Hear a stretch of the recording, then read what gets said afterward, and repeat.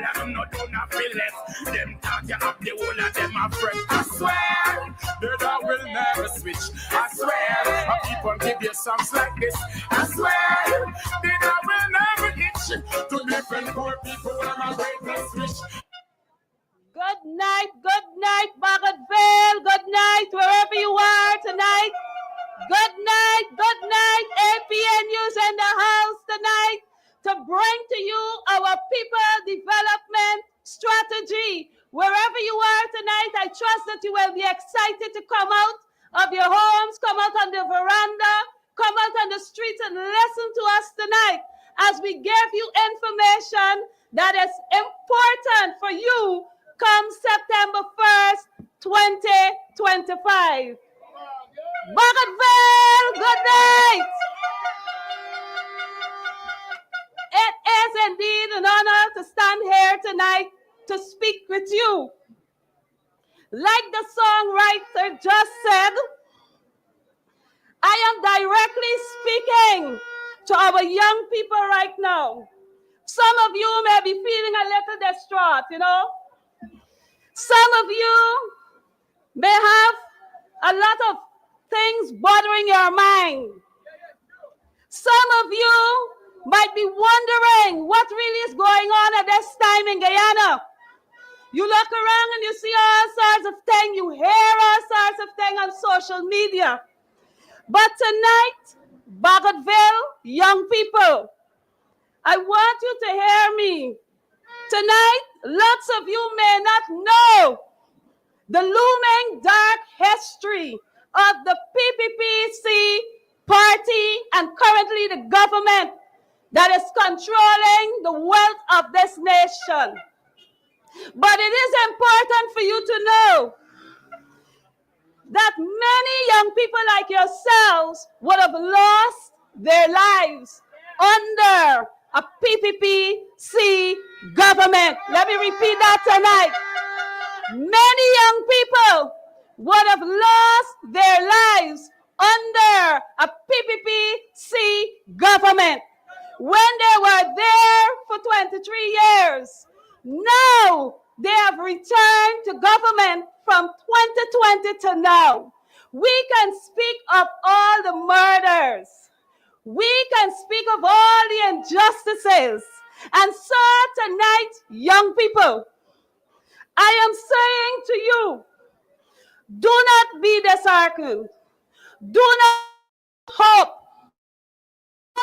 APNU on September 1st, 2025.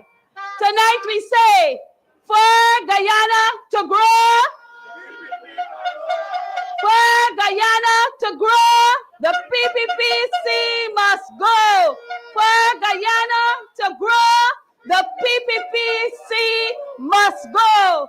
We have lay in our bed and cried many nights for the many lives lost.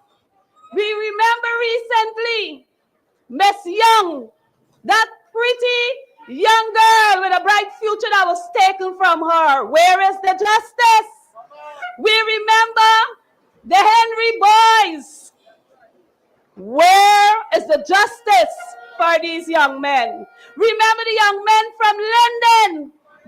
Where is justice? I say to you tonight, justice will come under the APNU government. I say tonight, justice will come under the APNU government. I want to encourage you, come out and vote resoundingly September 1st for APNU. For Guyana to grow, for Guyana to grow. Tonight, look at your hands, raise your palm in the air. This is the symbol. This is the symbol you will look for on your ballot paper come September 1st. As I stand here tonight, I want to encourage our young people. I want to remind you that we have a presidential candidate with He is not sanctioned. He is not involved in any corruption. He is educated. His certifications are legal. He can relate to each and every one of you, regardless of where you are. Likewise, all of our candidates can relate to where you are. Bagotville, for Guyana to grow, for Guyana to grow. Even as I stand here in Bagotville, and I'm feeling the cool breeze and looking at this canal, I am reminded from whence I came, Mocha Arcadia community. The canal, the number 3 canal, was dug by hands by our ancestors.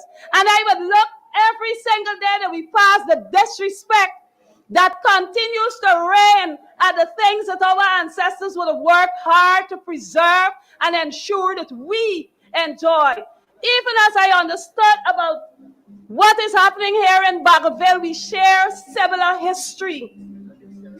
And we have a responsibility to protect our history. Under APNU government, I must let you know that we will be respectful of all people of Guyana. I repeat that. Under APNU government, we will be respectful of all people of Guyana. So for Guyana to grow,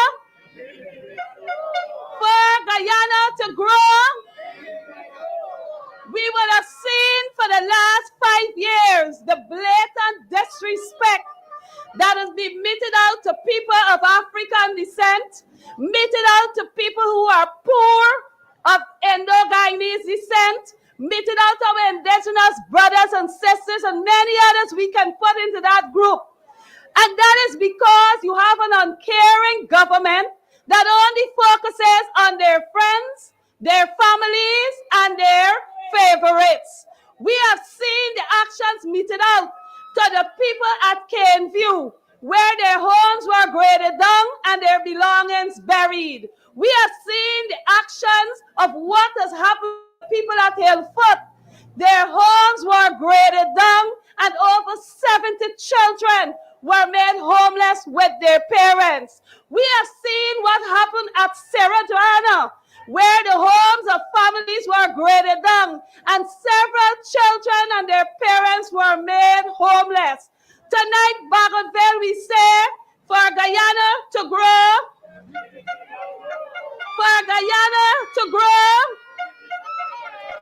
I want to encourage you, comrades, tonight, that come September 1st, we vote for APNU. Our People Development Strategy caters for all Guyanese, for our young men and women in sports. We can relate to those who go to work, whether they're a mason, whether they're a conductor on the bus, whether they're hustling, brisk selling on the road, and they love a particular sport. But guess what? They have to do all of that and then find time to train. We want to say to our athletes, our national athletes, that under an APNU government, our athletes will be protected. Our athletes will be compensated so that they can focus on the development of their specific sports discipline. I also want to say to our young people tonight, you will be at university or going to some GTI or one of the institutions to train. We know how hard it can be when your parents have to find a passage to assist you getting materials or resources for your classes.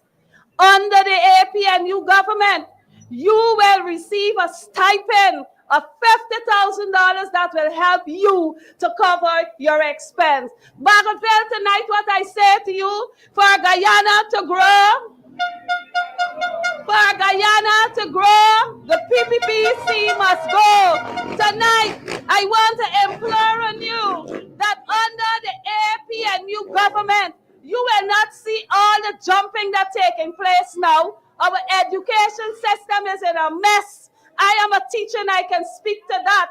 Many of the times they talk about the things they do. But when you go to the classroom, you recognize nothing much is actually being done. Imagine having a play field at your school and it's full of bush almost the entire term. How will the children actually get to play? Y'all know what I'm talking about? You know what I'm talking about. Imagine being in a school and not even able to access the internet to do simple research. They tell us we're advancing technology. Advancing technology where exactly? You better get your data. So we say tonight, for Guyana to grow, for Guyana to grow, tonight, Bagotville, in closing, I want to implore on you, come September 1st, wake up your neighbor, wake up your friend. I don't know if you do the same system like in my village. From 4 o'clock, we start ringing the school bell through the streets of the village, waking up people, waking up people. Time to vote, get up, time to vote. 6 o'clock, you want to be at the polling places. From the time the doors open, you must be there to cast your vote for the APNU, because we know for Guyana to grow, the PPPC must go. I want to say to Bagotville tonight, even as we head into the elections, it is all about rallying your village, rallying your comrades. Get them up early. Let us go out early to the polling places and vote. And after voting, let us spend time protecting our votes and our ballots. We know how to do it. Throw up the big canopy on the streets, cook, and y'all sit down and we will guard it all day until when the result is declared that APNU will form the government of Guyana. Tonight I say to you, for Guyana to grow, the PPP, for Guyana to grow, tonight, before I step down again, I want to implore on you, all the granny, all the great granny and grandfathers, get them out. Let us go out in our numbers and cast our vote. This is a serious time. This election time is serious.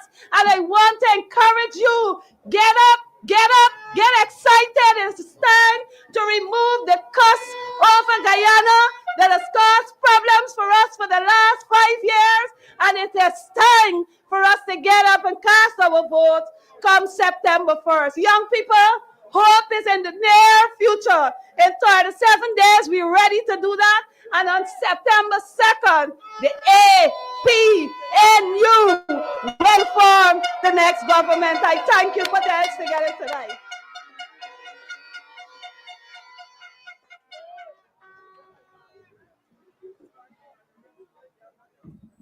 Thank you very much, Ms. Nima Flubes, for such a remarkable statement, enlightening the people of Bagotville and the surrounding area, letting them know where the APNU stands and what is it that we have in store for them come September 2nd when we take office.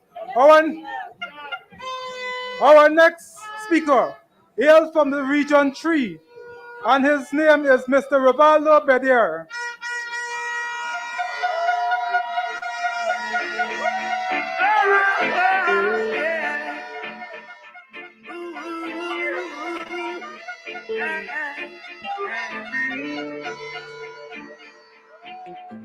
They can't keep a good man down. Always keep a smile when they want me. Bagotville, are you ready for September the 1st? When we vote this corrupt regime out? I want to greet you all tonight. Good evening to you all. I know that we are fed up as a people of this kleptocratic government. As a society, we are being held hostage and we are in bondage by the systemic corruption of this dictatorship. What do you want me to tell you why they have to act like this?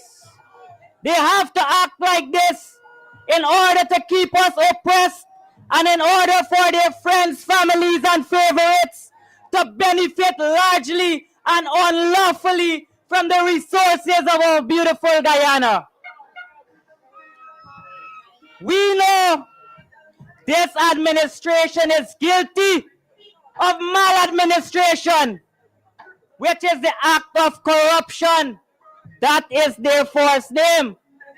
They should be named the People's Progressive Party Corruption. We see contracts being given away to a selected few, a network of friends, families, and favorites, while Guyanese are left struggling to put 3 square meals on their table. We see justice being denied for countless individuals and their family. Not only now, I can go back down the line.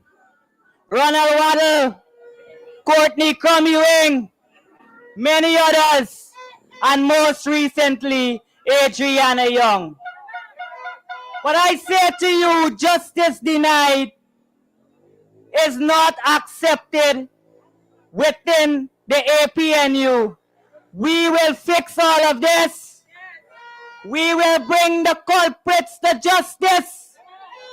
The only way to do that is to vote for a man of integrity, honesty, decency, a man with a clean slate. Even after 50 plus years of service to Guyana, he is clean and he is green. Bagotville, we see a cost of living crisis in our country today. And this government has done nothing to cushion the burden on us, the common Guyanese. And I've come to speak to you tonight, not just from a political standpoint, but from a factual standpoint. And as an ordinary Guyanese just like you, who is absolutely fed up of this PPP cabal. They tell you, the public servants, that they are giving you an 8% increase. Chicken feed money. Chicken feed money. In an oil-rich nation, where we should be enjoying the benefits of our wealth, they are giving you 8%. When the inflation in this country is outpacing the increases in wages and salaries in this economy, it leaves a burden on you, my brothers and sisters. But I don't know if this regime is brain dead or they just do not care about you Guyanese. Maybe, yes, the installed regime.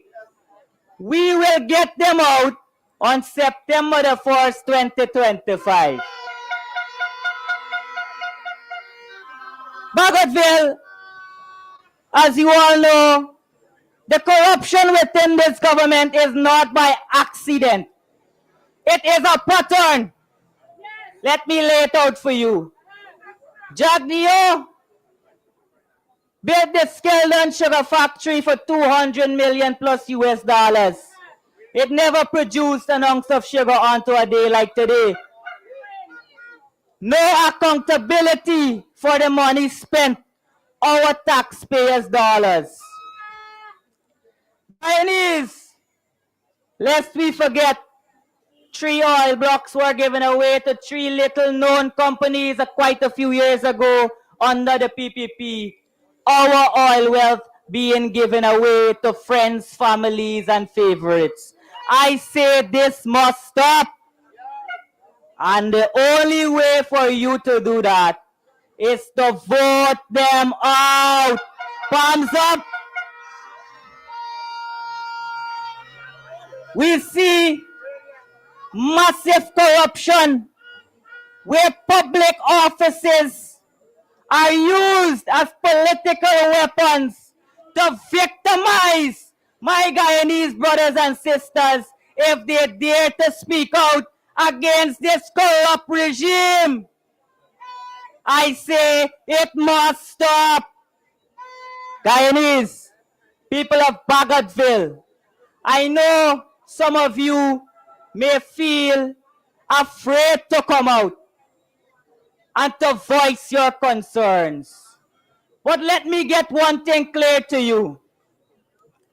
If you are living in a society where you cannot voice your concerns, you are already oppressed. You are already victimized.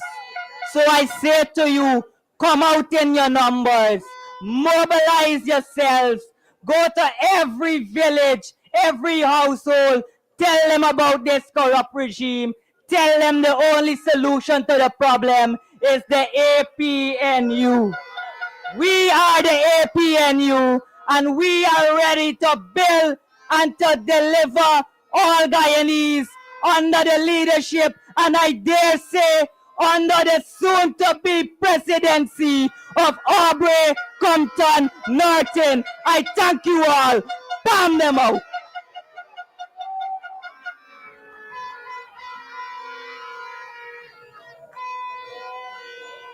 Bagotville, we all know what we're voting for. We palming them out. We have to palm them out. Enough is enough. The wealth of the country deserves to be in the people, not building roads. We can't eat roads. Who we eat in the drain, who we digging? Vote APNU for a change.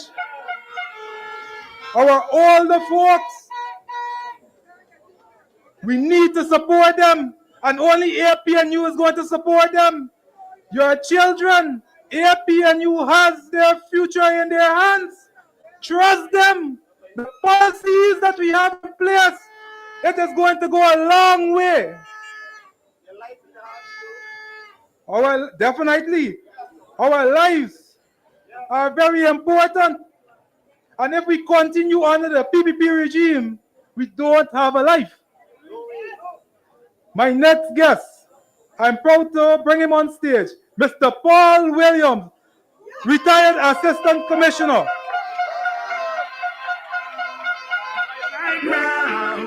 They will never ever take my crown.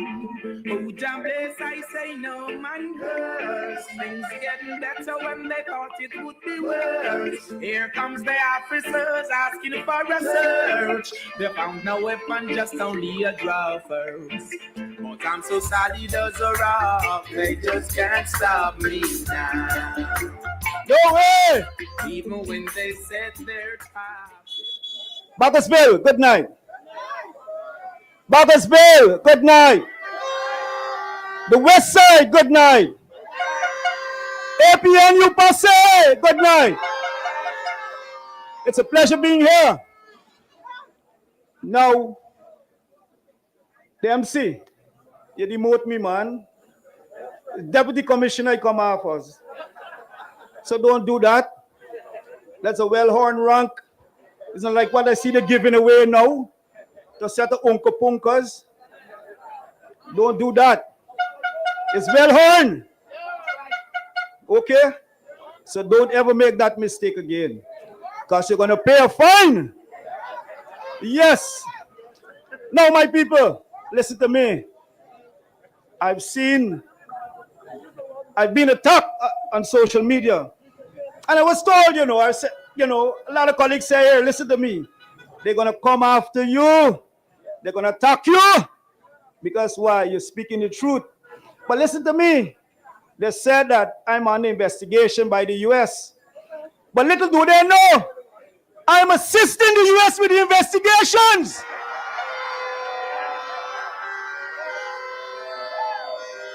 I'm assisting.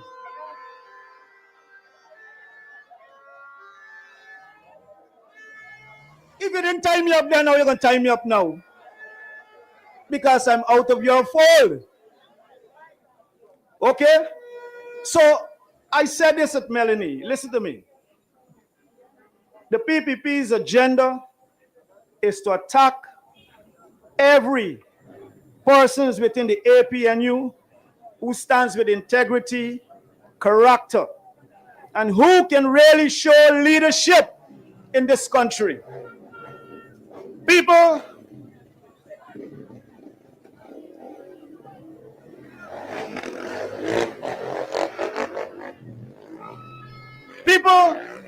who can really turn around this country. That is the agenda. But people know the truth. People know the truth. So I'm not afraid, and you don't allow yourself to be distracted because it is a game plan. But now listen. I've looked at a report in the US. From 2023, they've placed a lot of emphasis on vocational skills. And the emphasis placed because they've observed that, one, in the vocational skills area, especially those in the construction and other fields, they are dominated by foreigners. And why? Because they never had such programs in the school. And now, if they decided that they're going to go after the foreigners who are illegal, it's going to bring a dent in their industry as it relates to production. So therefore, they need to ensure that from the school, they start to equip their children with the requisite skills that they can contribute in the industry and to build the economy. Now, what America started to place focus on in 2023 is what Fabs Barnum done since in the 70s, all the way into the 90s. All the way into the 90s. And that's what I said. In the community high schools, there were hybrids. You could have focused on your academics, and at the same time, you learn a skill or a trade. So when you step out from the school, you can go into the field of work, you could go to GTI, or you had a school leaving exam, which once successful, you could have gone on to 5th and 6th form schools. Now, nothing like that is happening anymore. They've turned the community high schools into secondary schools. And what happens? Those children who have challenges as it relates to performing academically are not given the opportunity to utilize their brains and their hands. As a result of that, many of them are leaving school very early. Check out the statistics, and those are the things that they're hiding from us. Many of them are leaving school very early. So as a result of that, many of them are prowling the streets. And as they prowl the streets, they become vulnerable for delinquent behaviors and then subsequently leading into the conduct of criminality. Now, it is something that we have to take serious, because when you look to see the children who find themselves in that situation, it is very, very disgusting. Those are the faces that you find very frequent in the media. And what is it the signal is sending to the world? That only these type of children are the ones who incline to criminal behavior. And as a result of such, we have to ensure that we have the police to deal with them condemningly, use of excessive force, and without any justice or without any due process. Bagotville, you have to ensure that you talk to the youths and help them, because we don't want them to find themselves among that statistics. It is very, very our youth up. We cannot afford to lose them. As one of my colleagues there said, no child left behind. You know what is the no child left behind? Is in order to get rid of them and let them go. And whatever their life turned out to be, we don't care. But we don't want you to be here. And which it is totally wrong. It is bad. It is bad. In the days following after Fabs Barnum, and with what we were taught, they had the national service there to assist with our children, who happens to be delinquent, who happens to be in discipline, and those who come from dysfunctional homes. The National Service was there to assist because, what is it? We realize the importance of our human resource, and definitely we have to train them and bring them in the direction where they can make contribution to society. Look at Zimbabwe. Maxwell Chikumbuso, the man now who has brought a shock to Elon Musk's empire.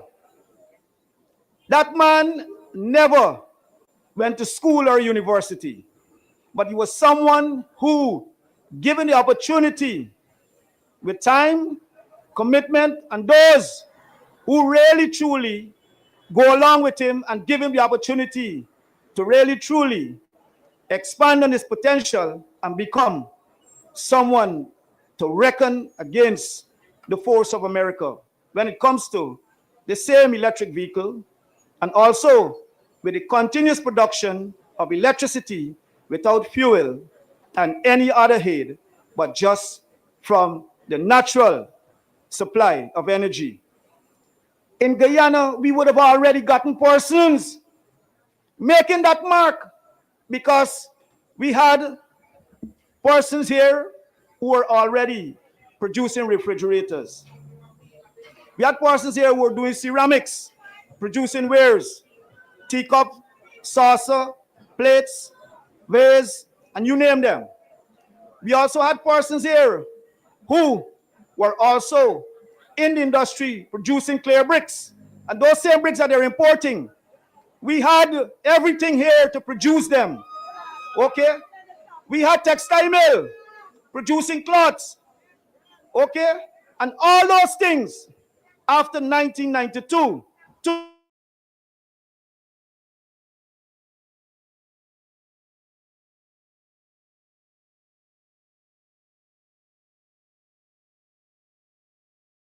We wanted to ensure that two things. They don't allow Barnum legacy to be recognized, so they want to kill history. And last but not least, they want a society where persons have to depend on them. They do not want to teach us how to fish. They want to be the one who always we have to look for a piece of fish. Nowhere! Nowhere! We need to stop that. We need to stop that.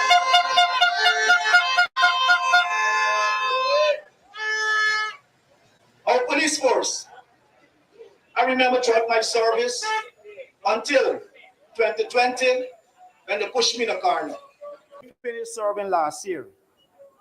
I only finished serving last year. May 1st, that was my last. And a lot of people might feel that I'm still there, but I'm not there anymore. Because there was anything publicized in the media, and there weren't any parade or anything to that effect to give that recognition to the country, signaling my departure. They know why, but I'm not worried about that. But now, when you look at the Guyana police force and what is happening, we are seeing that there are more reports from the ranks inside as to being assaulted by members of the public, rather than members of the public reporting being assaulted by the police. And why? Because the head and those who are senior to those who are working under them, their subordinates, there are no proper direction, there are no clear instructions, and also there is no proper screening of these ranks. What I mean, we know that they're a diverse society, and there are lots of challenges out there with our youths. Yes, I'm not saying that we should deprive them the opportunity once they fulfill the requirements to become member of the force. But then there must be means and ways how we can go about making that assessment before we give them the right placement. When these youths come off the streets or the neighborhood where they come from, they have a lot of information what is going on. Some of them even find themselves among friends and relatives who are involved in criminal activities.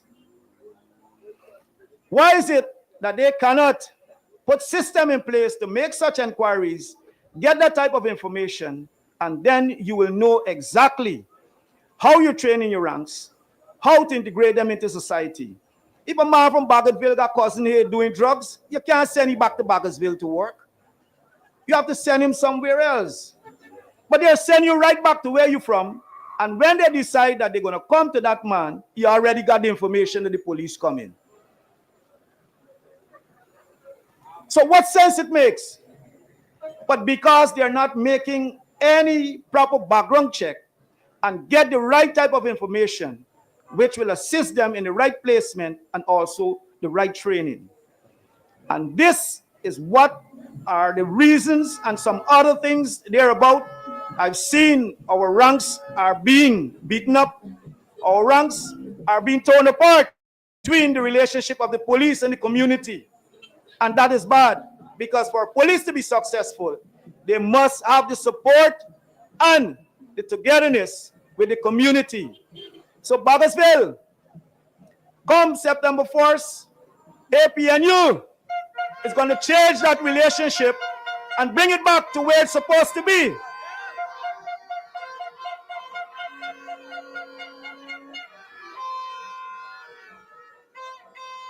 They're speaking about our youths being delinquent, our youths are being involved in crimes. But I am saying that it is a systemic failure in that regards. Why? Now, what we find, a lot of youths are making children. Then they're not making the right programs or situation to cushion that type of problems or that type of calamity or whatever it is that persons find themselves in. When they now live in that open, what happens? They have to go and fend for themselves.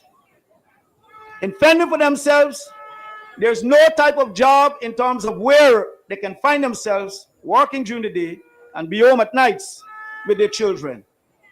The only best work for our women now I've seen is security jobs. When they go out and do security jobs and they're out, single parent, what happens? Their home leave unsupervised. And as the home leave unsupervised, as the children grow, and also access to social media, they're seeing certain things that is leading to the inquisitiveness, and they're getting involved, and we find that the cycle keep repeating itself.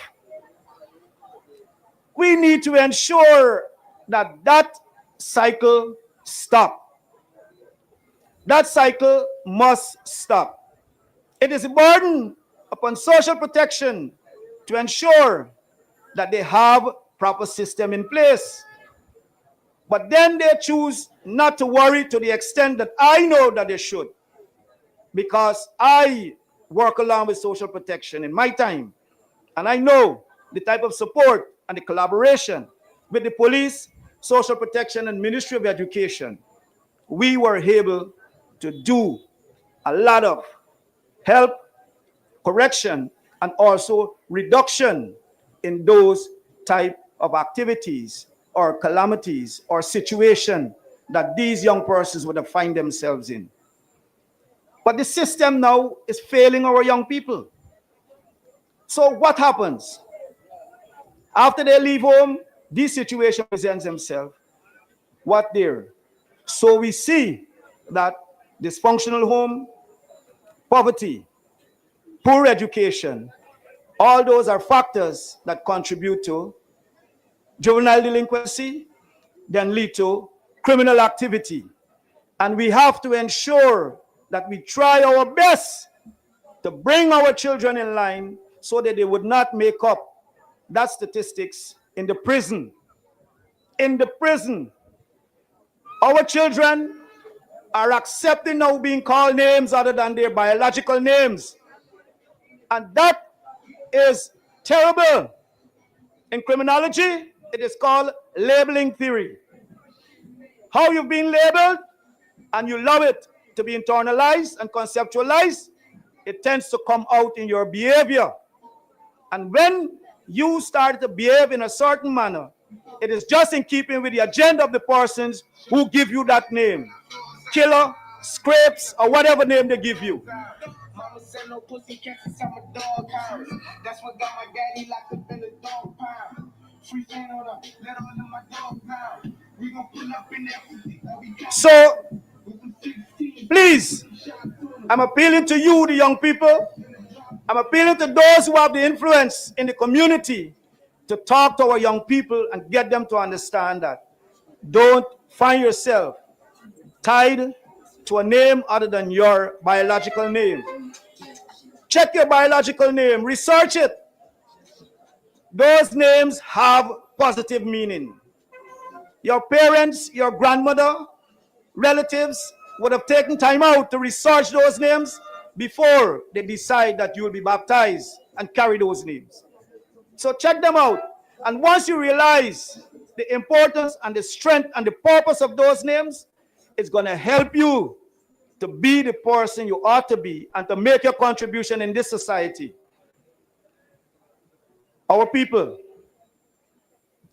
I'm saying to you that if we don't look in terms of what happened and what is happening under this regime, something is wrong with us. Something is wrong with us. Look, they're telling you now that they're going to do X, they're going to do Y, and they're going to do all of this. You had 5 years, or if not 5, plus 1992 to 2015. Added 5 more, and you didn't do what you have to do for us. You telling me now the next time around you're going to do what you have to do? Nowhere. Nowhere. I'm telling you that. Given this administration another opportunity in government, they will be emboldened, like I growing up here in the name Agro Seasman. Agro Seasman is a man who he will threaten you on the road. And then when you run on your bridge, he's going to come on your bridge. And if you don't stop him, he's going to come in your yard.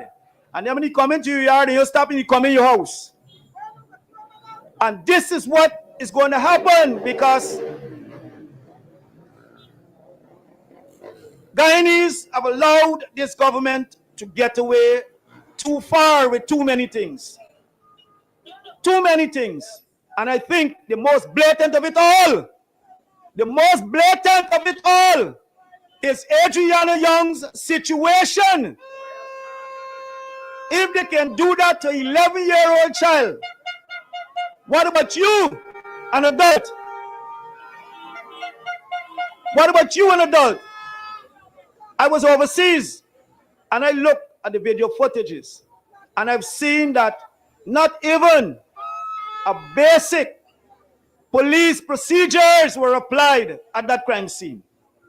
Not a basic police procedures were applied at that crime scene. So more so for an adult and people you still want to say, and especially those who are not paying attention to what is going on and allow themselves to be carried away over material things and faces and all sorts of things. I'm telling you again, don't worry with face. Worry with the man with the heart who can do what he says he will do, and a man who will ensure that Guyana go in the right direction and being recognized by the world. Many of you don't know, but ask some of our colleagues who are traveling. Those places don't have the respect for us that they ought to. Once you're a Guyanese and they find that there is somewhere in a government office or some link or whatever information they have, they're pulling you in, they're questioning you, and they're treating you with that level of coerciveness or intimidation or whatever it is their agenda. Because why? Because of this government, of what they're accepting, what they're tolerating, and what they're allowing to happen. And we need to stop it. And the only way we can stop it, come September 1st, vote for the APNU.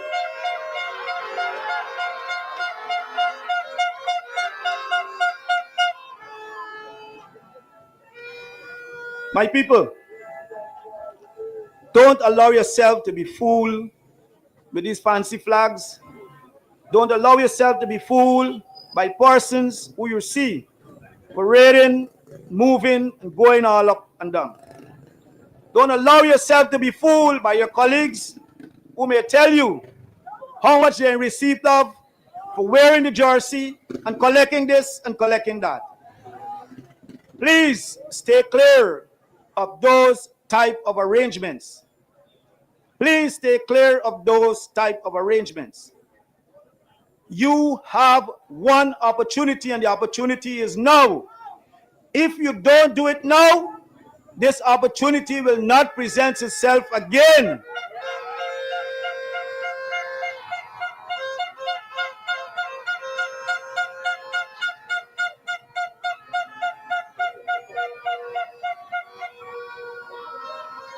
You're asking for a better Guyana.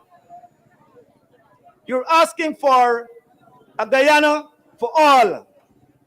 You're asking for a Guyana that we know, one people, one nation, one destiny. And in your asking for the time that you've been going through, your trials and tribulations, and all this discrimination, God has answered your prayer. He has brought a man who came all the way through, who have spent his life in politics, in maintaining his integrity, preserving his character. A man who walked the streets, a man who knows the roots, a man who can relate to you at all levels. But yet still, you allow yourself to be influenced by persons who got more money, who could give you a bread, who could make you eat a food, and all these types of things. You don't need such person. You need a man who can teach you to build your strength, to build your capacity, and to stand independently. A man who can make sure that you're safe in your homes. A man who can make sure that you've been treated with respect, recognized with your qualifications. A man who can make sure that system in place to give you an opportunity equal as those who may be more brighter than you. And that man is Compton Aubrey Norton.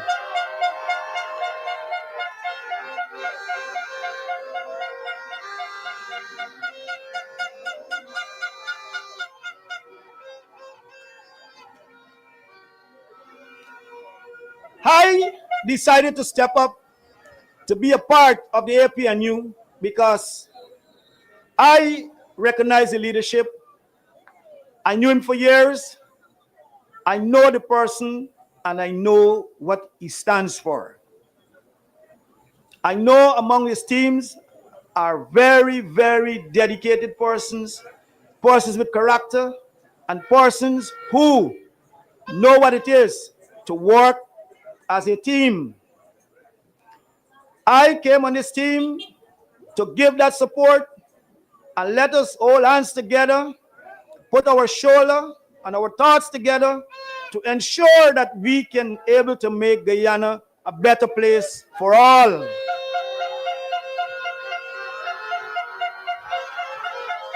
So, Bagotville,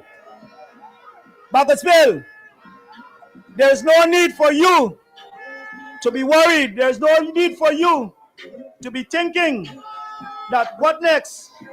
You will have to worry or where you're going to place your ex coming September 1st.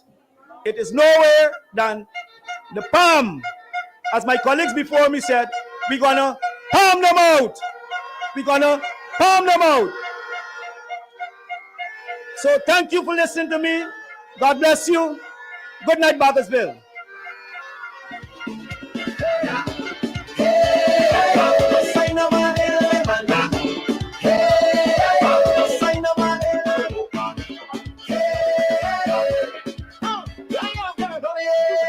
If you think I foolish? Ain't nobody playing. I voting APNU. No one else but APNU. You could come with contract, money and distraction, but I ain't gonna lose my mind just to please them faction. I vote in APNU, no one else but APNU. No.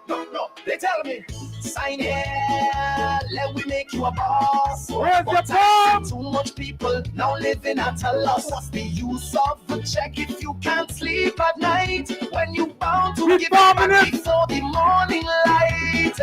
I raising my children with purpose and pride, not for quick deals and secrets I got to hide. They could call me stubborn, say I hard to sway, but I know what I stand for come election day. If you think I foolish, I nobody playing. I vote in APNU, no one else but APNU.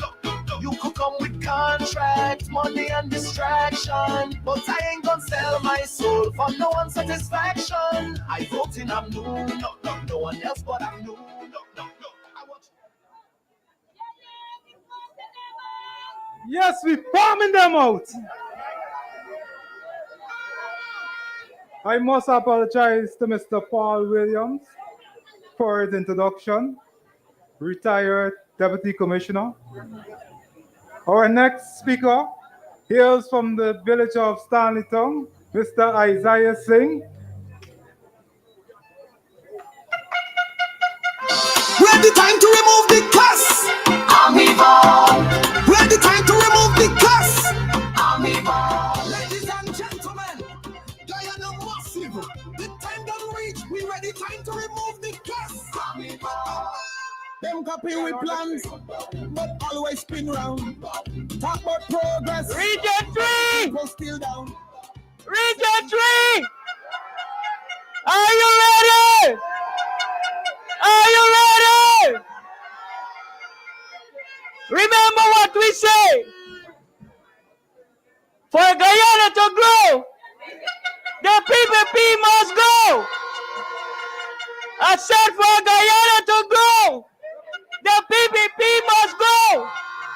We had enough. You remember the late Desmond Knight said, enough is enough.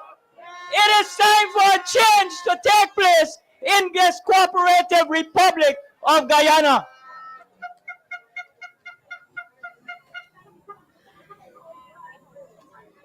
It is time for us to understand that we are in the season of change.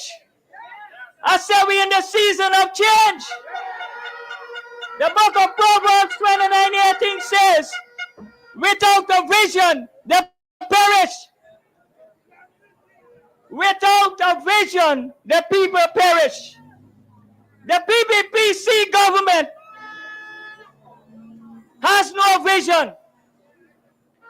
If they had vision, the only place that have a technology that no other country had or have is that we are building concoction roads and collapsible roads. We have a new technology in Guyana. You see, the PPP put their friends, family, and favorite first. And this is a time that we gotta change what is happening. We gotta change the narrative that is taking place in this country. And we gotta decide that we are the agent of that change. Come 1st of September 2025, we're gonna palm them out. I said we're gonna palm them out. We're gonna palm them out.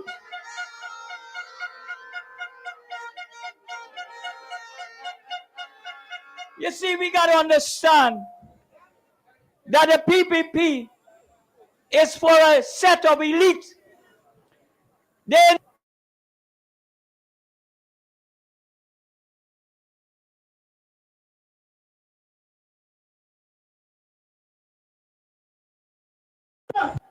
what do they mean by one Guyana? One set of people enjoying the wealth of this nation. It is time for change to take place in Guyana.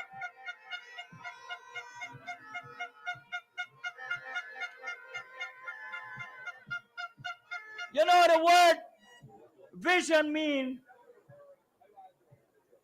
we need to plan. We need to understand. We have to have good thinkers in our nation. And I can tell you that in this nation today, we have a man that have risen from the ranks of the PNCR. His name is Aubrey Compton Norton. He have risen. He have stand up. He is a person that God have chosen in this time and season to bring about a change in this nation.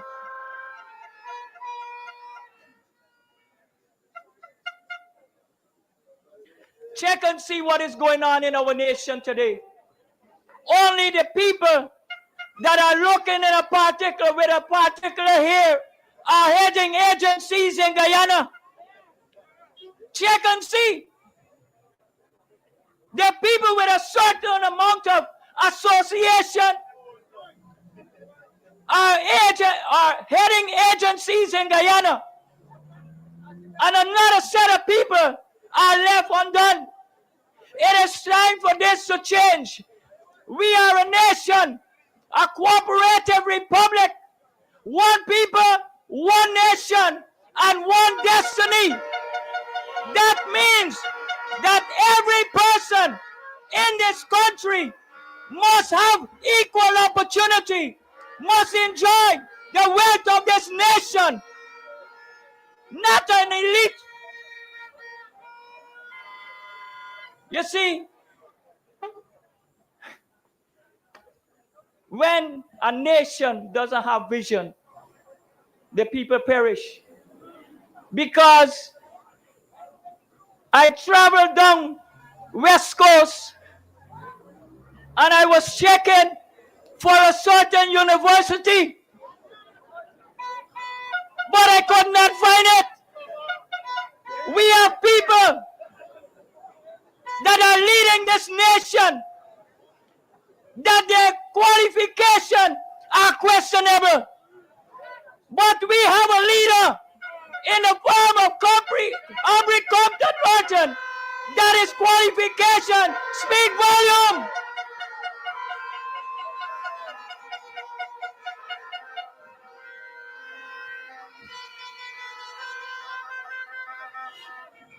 You see, we got to understand how nations are ruled and how changes are taking place. Because the word of God says in Ecclesiastes chapter 3 verse 1, to everything there's a time and there's a season. I said there's a time and a season. And this season that we are in is a season of change in the nation of the Cooperative Republic of Guyana.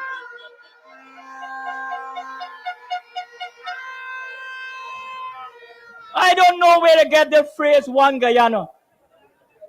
You see, everything that they inherit, they throw it aside.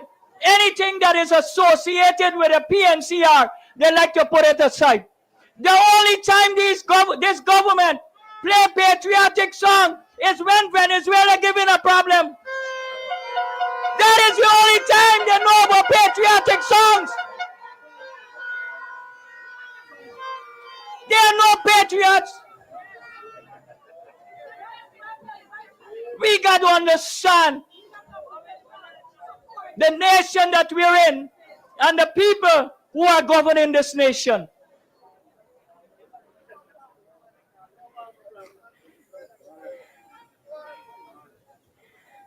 You see, our slogan, and we mean what we say, Dr. Campbell, we mean it.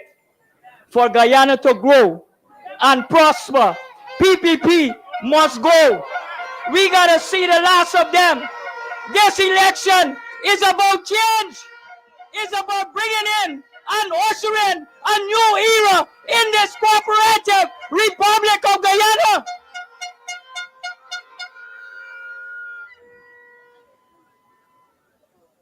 We have to understand that we are not visionless. We have a plan for this nation and the people.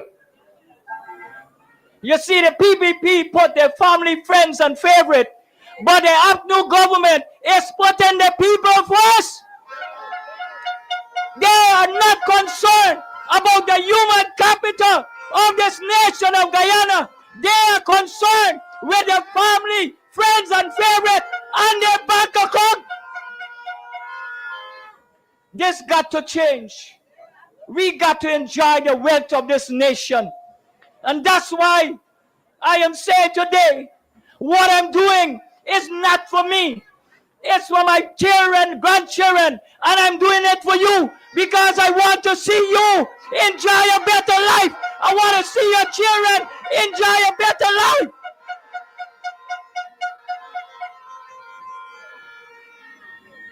Guyana wealth is for every single person.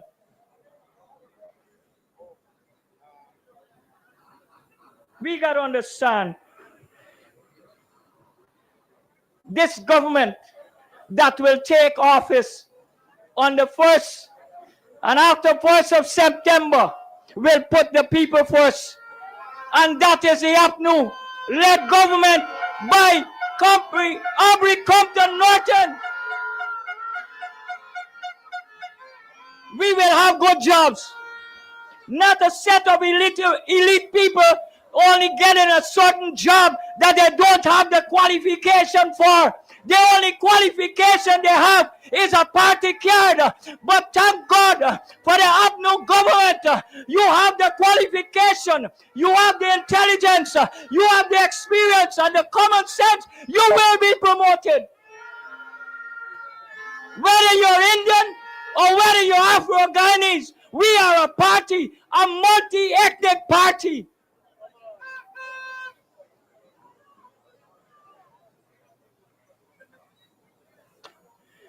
You see, for us to have good governance is talking about restoring and rebuilding transparency and accountability.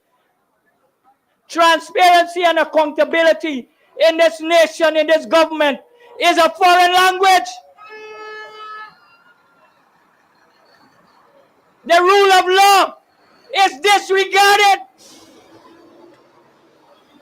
And we, as a people of this cooperative Republic of Guyana, we got to do what we got to do. We got to bring about a change in this nation with our vote on the 1st of September.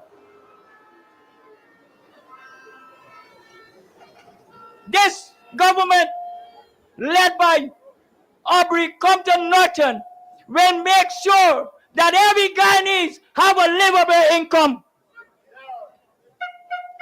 You can live on the income that you get because we are people putting the people first. And if we are putting the people first, you must enjoy a better life. I cannot understand when they drive down Regent Street and see all those people that are lying on the pavement. How do they feel? They don't have a heart. But thank God for a party, the APNU coalition, who will make sure that those people have a better place to live.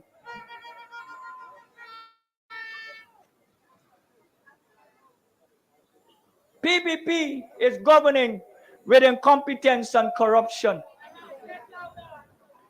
Imagine the legislative arm of the government. You cannot say the word corruption. We got to understand that in this country, the word corruption in every office, every ministry.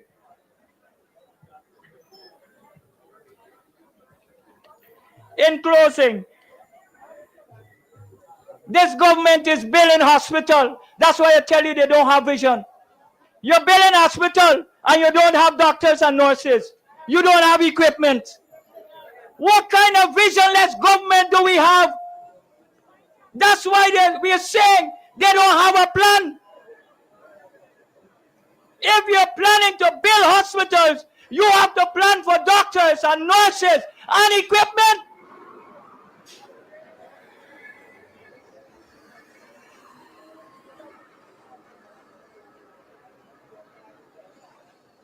Guyana, people that are here, APNU have a well-qualified candidate, presidential candidate, a prime ministerial candidate, and a vice president that is incorruptible.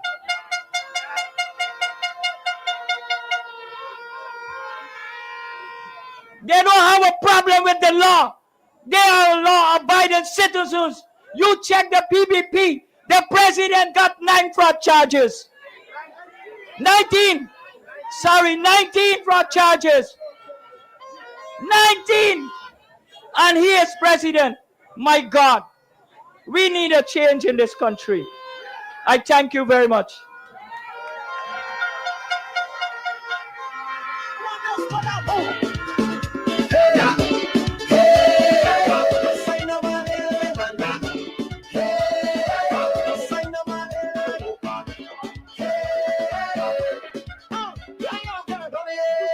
If you think I'm foolish, ain't nobody playing. I vote in APNU, no one else but APNU. You could come with contract, money and distraction, but I ain't gonna lose my mind just to please them faction. I vote in APNU, no one else but APNU. No. They tell me, sign here, let me make you a boss. Bagotville, let's make some noise.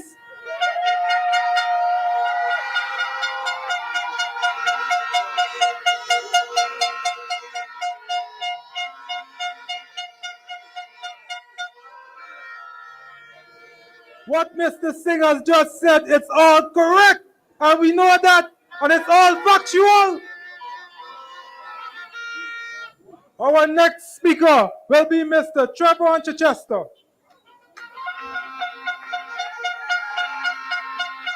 Ready time to remove the cuss. Ready time to remove the cuss. Ladies and gentlemen, Guyana massive. The time done reach. We ready time to remove the cuss. Them copy with plans, but always spin round. Talk about progress, but the people still down. Good night, Bagotville. No. This is sung as though anybody they hear. Good night, Bagotville. Yeah, that's more like it. It's an honor to be standing and be speaking to you this evening as a candidate for the APNU.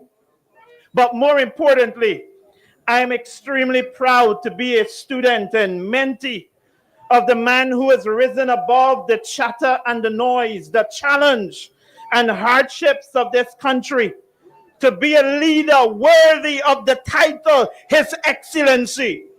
I am speaking of none other than our next president of the Cooperative Republic of Guyana, Mr. Aubrey Hampton Norton.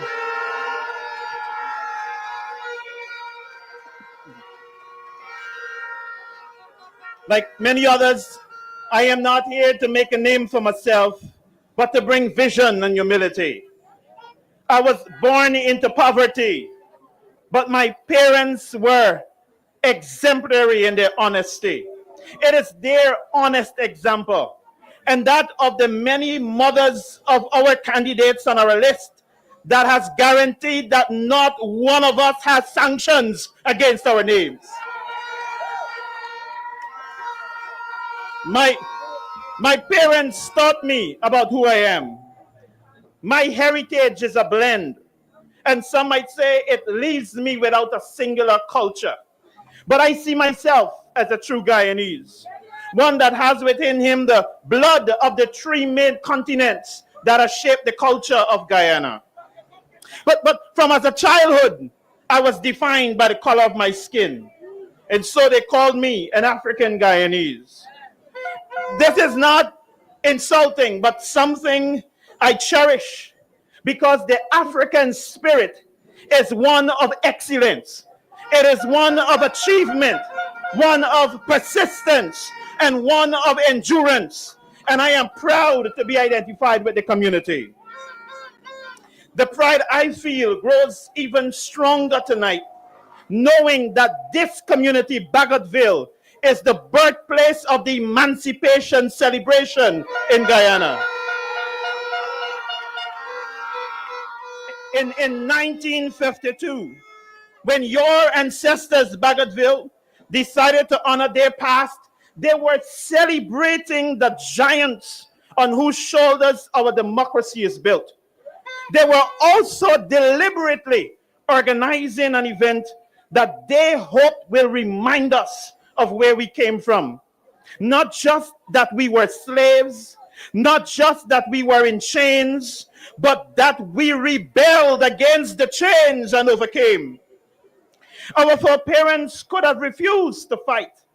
They could have accepted defeat, but their spirit of freedom, their ancestral heritage of being masters of their own destiny, will not let them give up so easily. How fitting is it then that we should be reminded of this at this time?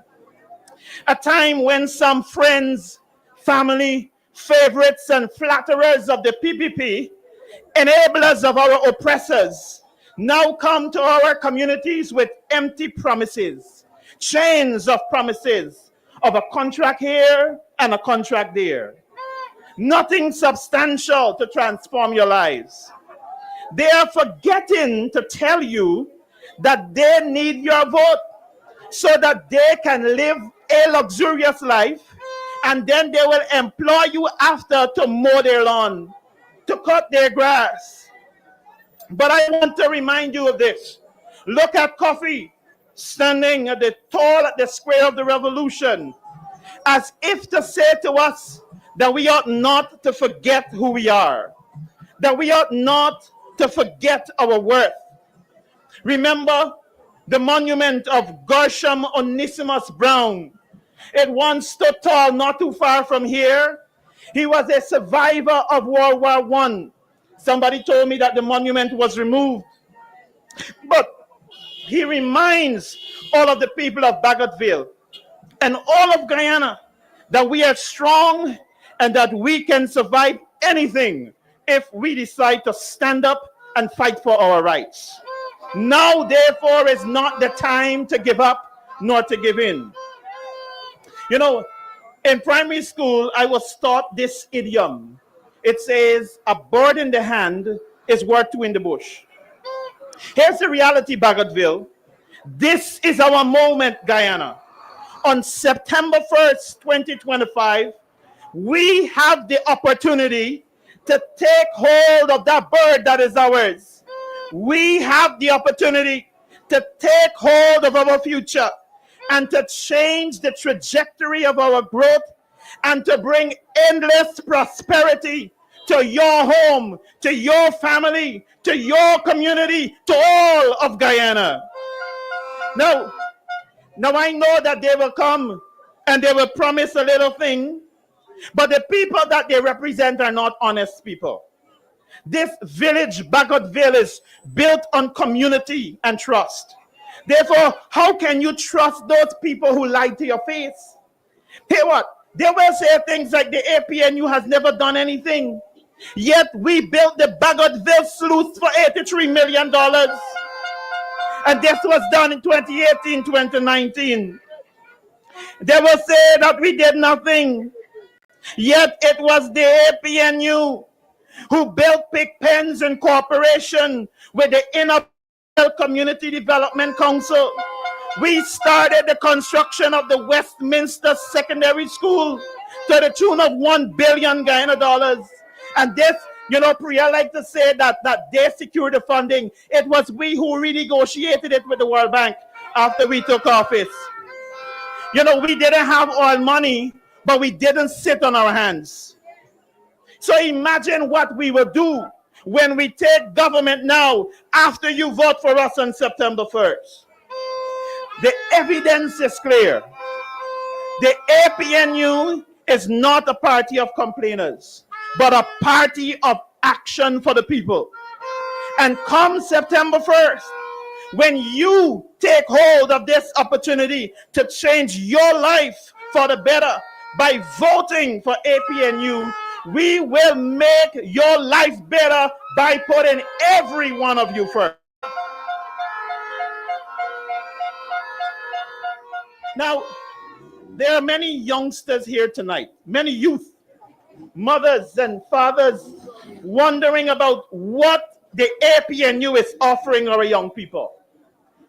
As a party, we met with young men and young women from all across Guyana, and we developed the Youth Empowerment Scheme. This initiative is directed to ensuring that every youth in Guyana is given the opportunity to excel at life. It involves direct cash transfers to every student involved in training from a technical institute to the university. Not a stipend that you get every 3 months, but a monthly cash in your hand kind of program of $50,000. Now, some people may say that this does not make much of a difference. But I remember myself as a young 21-year-old student going to the University of Guyana, traveling daily and finding it difficult to pay for traveling plus pay for the handouts at the university. Life was hard. So we want to end this kind of hardship for our students, and they will tell you, look, the Ministry of Education will say, look, education is free at the University of Guyana, but it's just the fees that they're paying. You still got to pay for the books. You still have to pay for the notes, and you still have to pay for your transportation. Now, I know that some of you might be saying right now, well, Trevon, them boys, they give we gold. And with it, we get in degrees from sitting down right at home. And this is true. Many Guyanese are in possession of these certificates. But you know what? Some of them can't find no job. They're sitting at home, highly qualified with their PhDs, and still have to mind chickens. Nothing is wrong with minding chickens. But you did the program in hope that you will get a good paying job, and you still can't get it. Personally, my philosophy is that every Guyanese is a millionaire. That's my personal philosophy. The days of poverty should be long gone. And under Aubrey Norton, Joretta Fernandes, and the APNU, we will eradicate poverty from the Guyanese household and society. My time is up, but I want to say this before I get down. We won't be given opportunities to the Beatons only. We'll be giving opportunities to every Guyanese. And we'll be providing free transportation to our school children, so that the likelihood of that thing that happened in June, where a bus driver kidnapped a 13-year-old girl, that will be long gone. I have long said that the quality of a society is determined by how we treat the most vulnerable. And there is no other glaring evidence of how poor our society is under the PPP than what transpired with Adriana Young, where the authority was more concerned about protecting the privacy of those who are at the hotel than finding this missing 11-year-old. This would never have happened under an APNU government, and it will never happen again. In closing, I want to say this, that the APNU is the only party that is headed by a man who has no history of corruption, and you've heard it tonight. A father who knows what it is to fear for his children's lives, but also to provide the support to help them to be able to be true to themselves. We are led by a man who will never rest until poverty is eradicated from all of Guyana. When the child swimming in the black waters of Blackbush Polder or navigating the waters of the Barima River to get to school has the same opportunities as the first child living in State House, where every side is the best side, where mothers are not scared to let their children play outside, where fathers are not worried that their hard work will not be enough to care for their families, where the youth does not feel so daunted about their future that they turn to drugs and alcohol. No. With Aubrey C. Norton, Jaretha, and the APNU, we will rebuild this nation.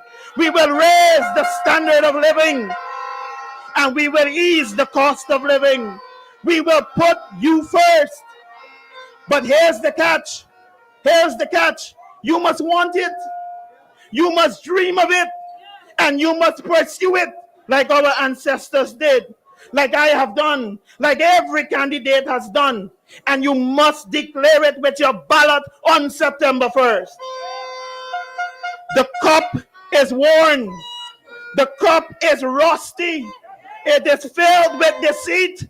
The cup is filled with poison Kool-Aid.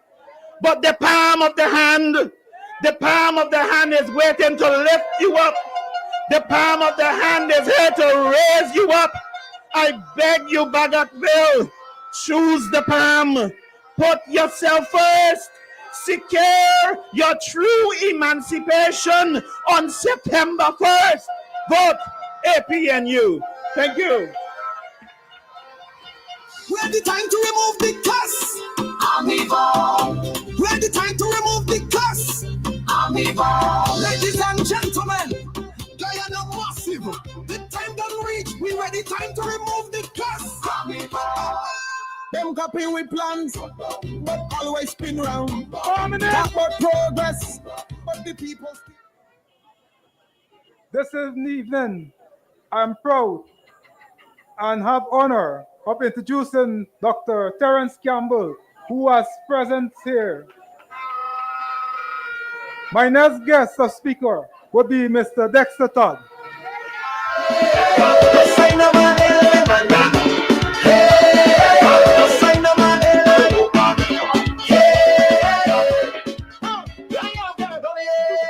If you think I'm foolish, ain't nobody flirting. All right.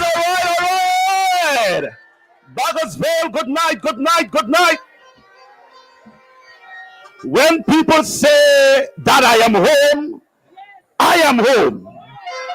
Region 3 is home. They usually say that the west side is the best side. And there is a reason why they say the west side is the best side.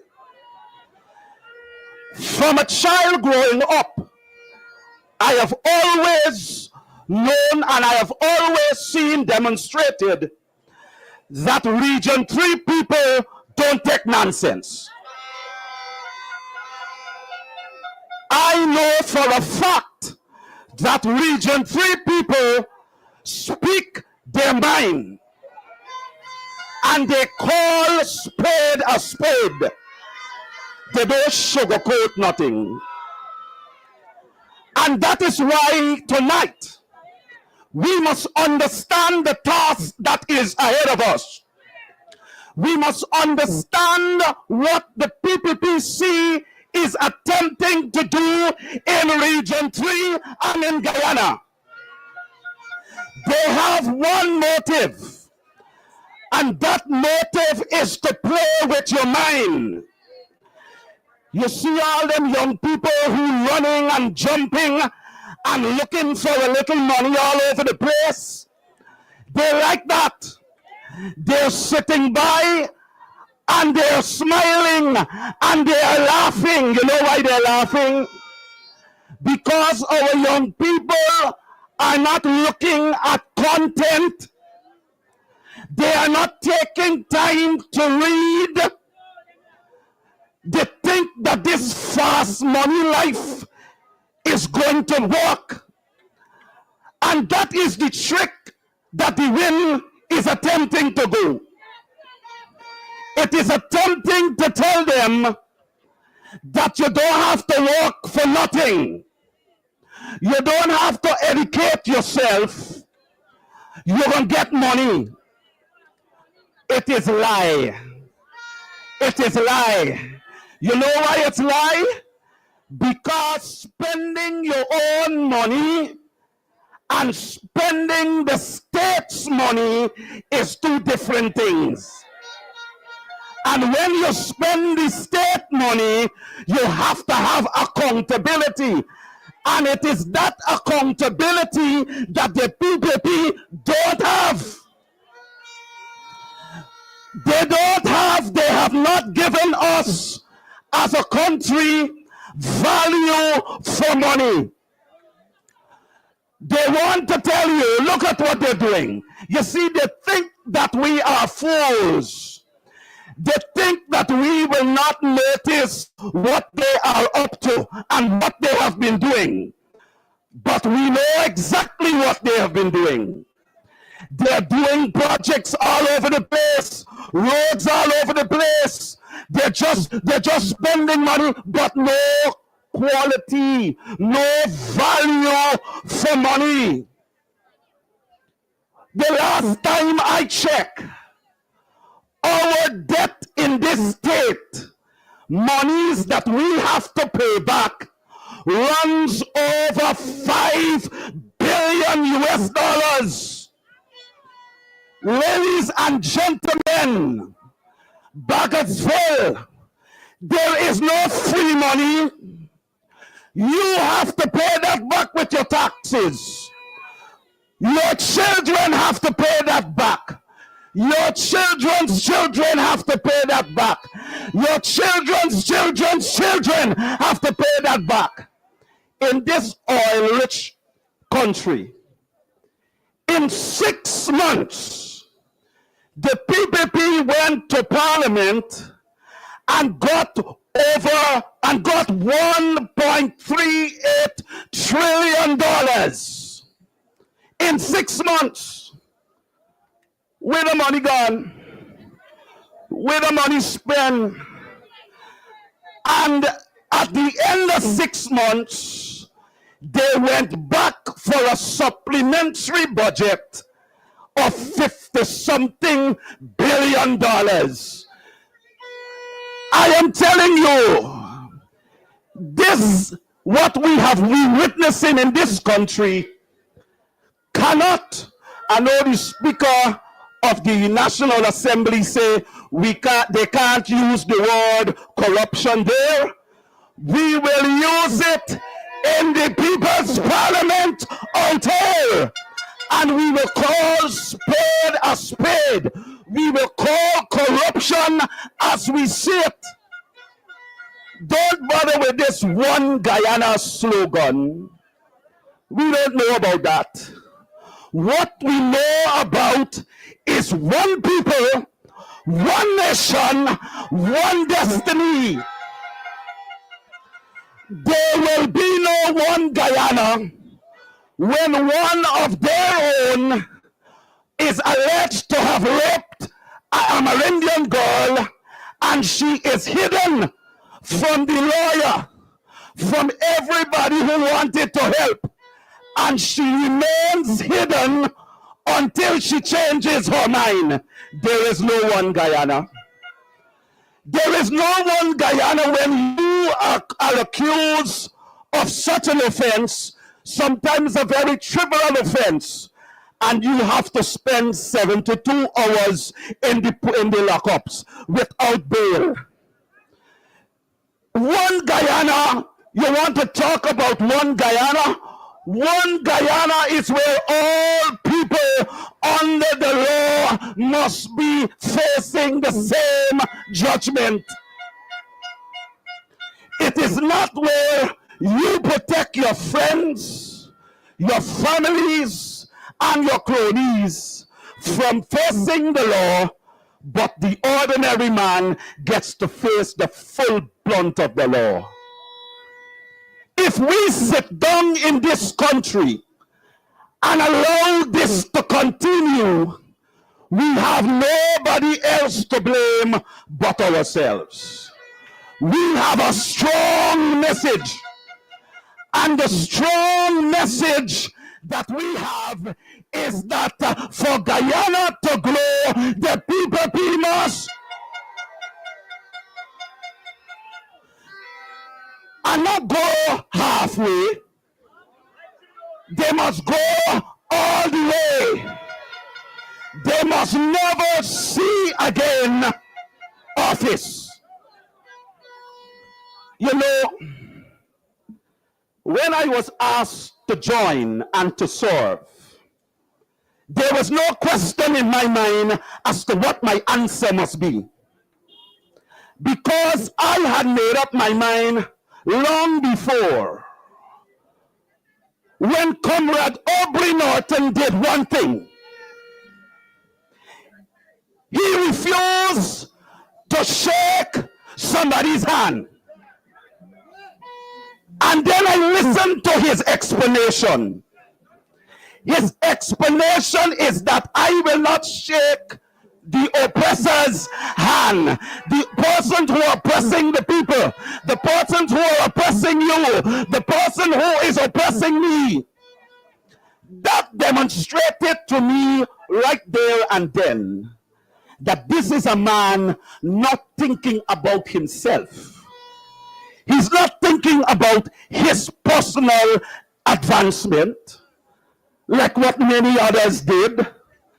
And I see some of them running out and calling the PNC a snake. You should be ashamed.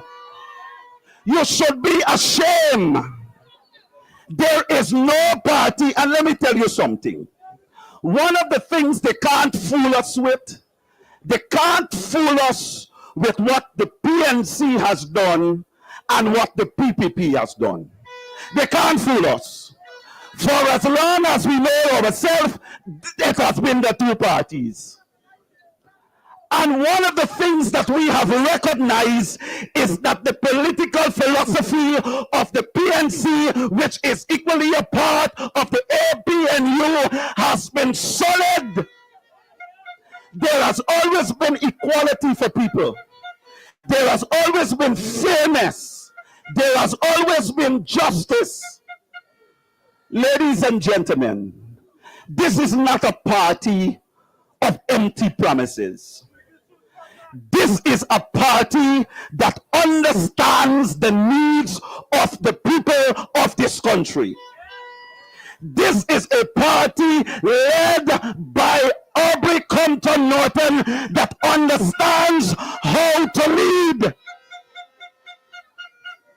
And that is why, you see, one of the things you got to know, and I want you to take this message to every single person in your household. This is not only a message for you out here. This is not only a message for you watching on Facebook. This is a message for every household. And the message is very, very clear. 3% of our people will be the center. This is a people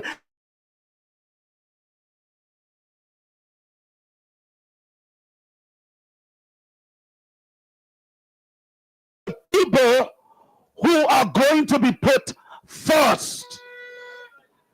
The PPP, you can't trust the PPP to put you first. Look what the PPP did with the pensioners. Look what they did. Look what they did with the grant. We had old people line up in a line, long, long lines. Some got to be pushed by wheelchair. Some stand up, no seat, no arrangement. There was no care for our people. And the APNU will not only give $100,000 to our old age pensioners, you will be respected. You will be respected. And it's not only an issue of giving grants. Imagine, and that is one of the lies that they told us.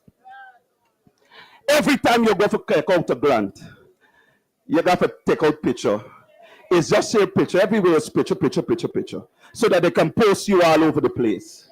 But you know what they're trying to do? You and I must understand that by doing that, what they were attempting to do is to play with our psyche. You must recognize that is the PPP giving you. You know, like if you're giving a little crumbs to dogs and animals, they're just feeding you. None of them took the time to explain to the people of this country that that money belonged to you. It was our money. Every Thursday, groups of African Guyanese have to meet at a particular office on Rob Street just to take out picture, to hear your plan. And if you don't want to take out your picture, we don't want to hear your plan. That is an attempt to play with our psyche so that you can see that African Guyanese and other Guyanese of this society are being, that attention is being given to them by the PPPC. That is a lie. That is a lie. You must look carefully. This PPP government doesn't respect at all professionals in this country. They don't respect professionals. They don't respect professional opinions. They seek in every attempt to undermine professionals in this country, because their motive is to create a one-party state. So that if you're not PPP, then you're in some good, then you're in right. And the lies they have been telling you is that the PNC and the APNU, that they must come to you for robbing this country of democracy. That is a lie. That is a lie. You must be emboldened enough to tell them if they have their facts, bring your facts. Bring your facts. You want to say that the APNU rigged the last election? Bring your facts. Because we know that they still have the 40 boxes that in had the requisite documents for. And not because you get out the code system, because of a technicality. You get out the court system because one of the party's leader was not served. And because of that, the case dropped.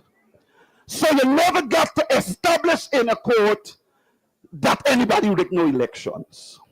So you and I must allow all the people within our gathering to know the truth and to stop allowing the PPP to spread lies. We don't have to apologize to them for nothing. They are the riggers. They are the riggers. They are the people who are corrupt. Ladies and gentlemen, I am telling you, and I want you to listen to me very carefully. These elections, you know, we like to say, every election we like to say, this is the election of the elections. But let me tell you something. If there was ever a time for you to mobilize, for you to work seriously to ensure that every person within your community, within your circle, are prepared to put this nasty PPPC out of government, is no. Is no. You have heard about the Adriana Young's case plenty times tonight. There are things I can't say to you as the lawyer, but let me tell you something. You are not fools. All of us watched how that incident unfolded. And still to this day, they try to insult our intelligence. Still to this day, there was every attempt made by this administration to frustrate a clean and independent investigation. Let me tell you something. Under this incoming government, the APNU, there will be justice served in that manner. So we send a clear message to all persons who have been involved, including the police who have covered up. Start to write your statement of the truth and put it on your desk. Because I want to tell you clear, and I like to speak the language we understand, and we understand in this region when we say it's going to be trouble in the camp. Trouble in the camp. Because let me tell you something. Nobody under the APNU's government will be allowed to thwart the law, will be allowed to violate the law, will be allowed to insult the law. And no one in this country will feel as though you are a second-class citizen. You will feel protected by the law. You will feel protected by your government because you will have a government that cares. You will have a government that understands. And you will have a government that is in touch with the needs of the society. Ladies and gentlemen, comrades, finally let me say to you, this country, we don't have to spend a whole lot of time on this stage calling upon all the injustices which have occurred in this country. You know them. You know them by name. And those are the live instances. Those are the parts of what you must take to your people in your community. Though you see us working. This is not time for us alone to work. Every one of you must get on board.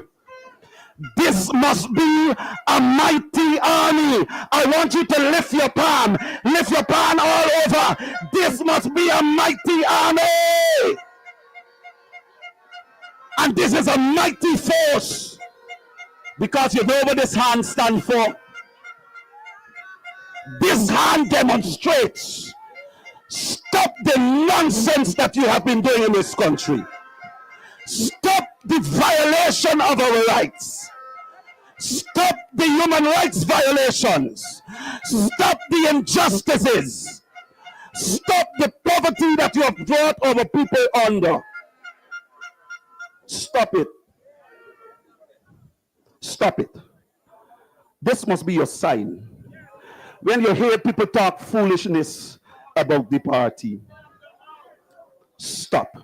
Just this, we gotta show them the palm.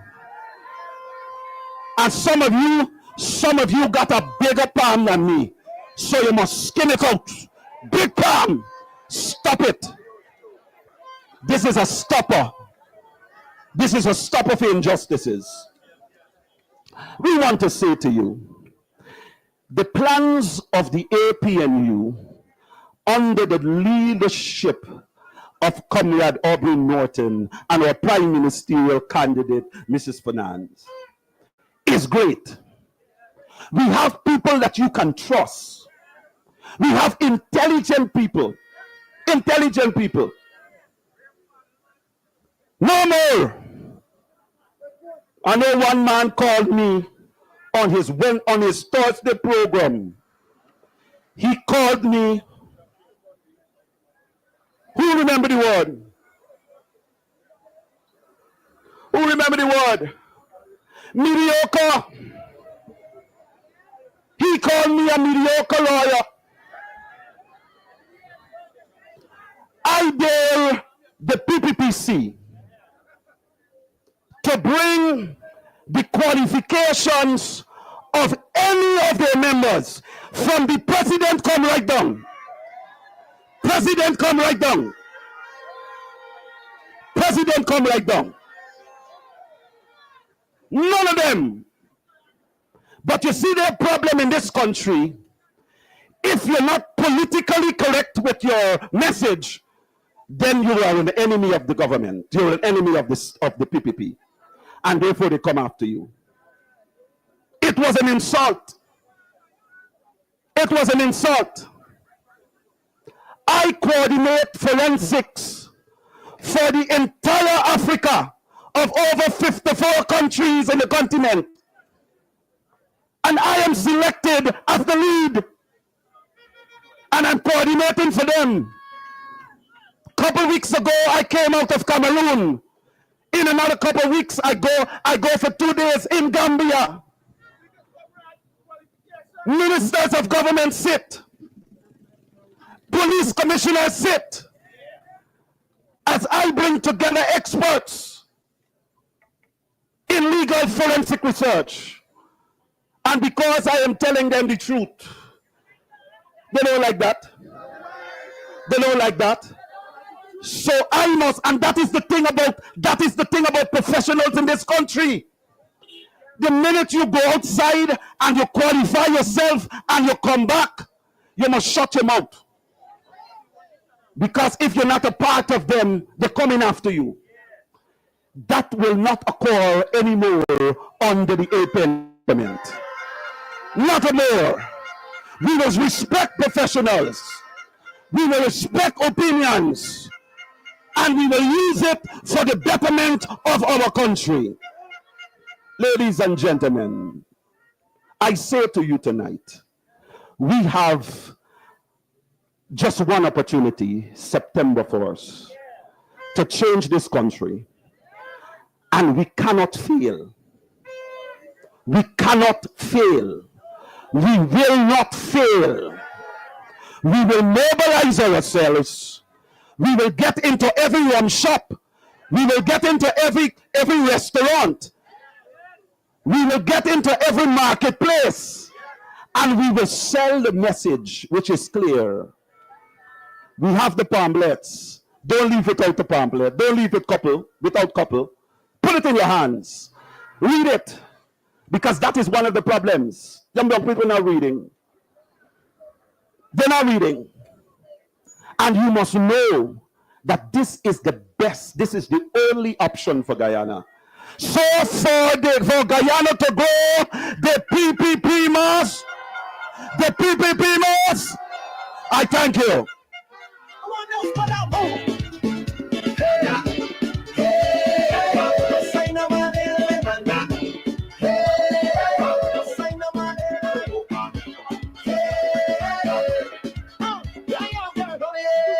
If you think I'm foolish, ain't nobody flirting. Why voting APNU? No one else but APNU. You could come with contract, money and distraction, but I ain't gonna lose my mind just to please them faction.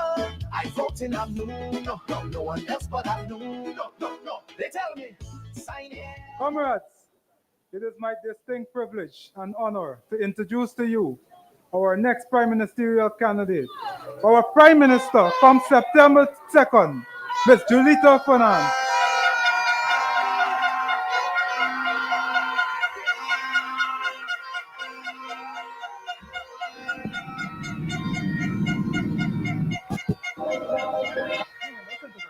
I'm so good with this, I remind you I'm so good with this. All right, good night to everybody. Good night. It's always a privilege to come out and speak with you wonderful people, because you're why we're here, you're why we're doing this, and tonight is no exception. I want to say 2 short words before I allow this energy to continue here tonight. And I want to say that when you hear all politics is local, it means that when we stand here on this stage, in every single community, we can tell you that we acknowledge the issues that are here, that you are living and facing every single day. And I want to tell you that when we talk about people-centered development, when you look straight down the canal road, and when you look around at the market areas, and you see your neighbors, your friends, your families struggling to make ends meet, when you're seeing the fruits and the vegetable vendors out there struggling, and persons passing from nowhere, coming in from nowhere, and benefiting and thriving because they get the advantage over you, we are saying that we are going to change that, because we are people-centered, and we want to make sure all the women that sells along here and down the canal road here gets the benefit of this country. And I want to tell you that there are so many issues, and one particular thing I want to point out. Anyone that lives here would know that there are 3 little children, 3 baby children under 10 years old that walk this street on a daily basis, begging house to house, looking for a meal every single day. And it is the residents in these communities that has to step out and give assistance. This is what we mean when we say politics is local, because we understand the issues, and we are here because we have crafted policies that are going to fix these things. You have been left behind, and it is your time to get up and to get what belongs to you. When we talk about development, we want to make sure that you all are part of that development. That's why we say we're going to put money in your pocket. We are saying you're going to have $100,000 and you're not going to have to look like you're begging for it. We are saying that all age pensioners are going to get $100,000 every month. Not once a year, every single month. We are saying that we're going to make sure that your children get $120,000 every year. These are the things we want to put money in your pocket. We want to make sure that they'll get proper jobs. We want to make sure that the development bank is here so that the small businesses can grow, so that you can compete with the big businesses that are coming here and taking over too. We want to make sure that you understand that this is your time. So ladies and gentlemen, I'm just here for an introduction, but you know the politicians. When we see a mic, we gotta say a few words. So tonight, continue to represent. And as I leave here now, I want to say one thing. I want to speak to the first-time voters, because a lot of you I see standing along in the background there, persons that never voted before. And I want to tell you that we were there where you are. I was once there. I was a first-time voter also. And when I went out to the poll, I had to make a decision that is going to impact my life, not just for today, but for the future as well. And we are telling you that forget about any hype. Forget about any fancy glamour.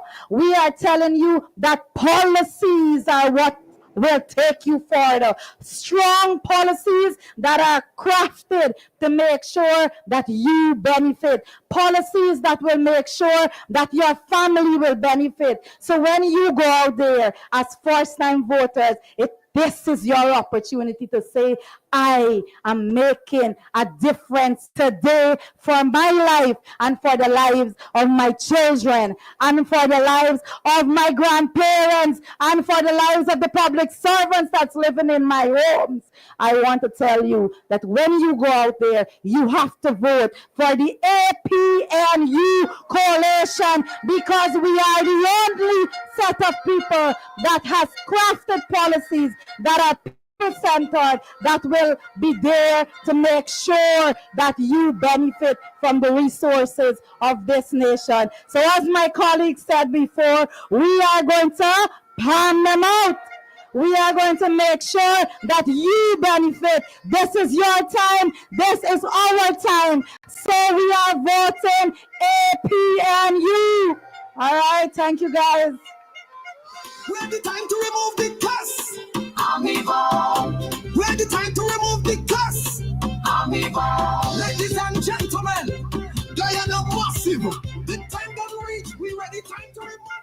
Ladies and gentlemen, comrades, the moment you have all been waiting for, our president, the next president. Who is that? Who is that? Who is that? Mr. President Aubrey Compton Norton. God is the greatest. No, I know going to count your blessings, yeah.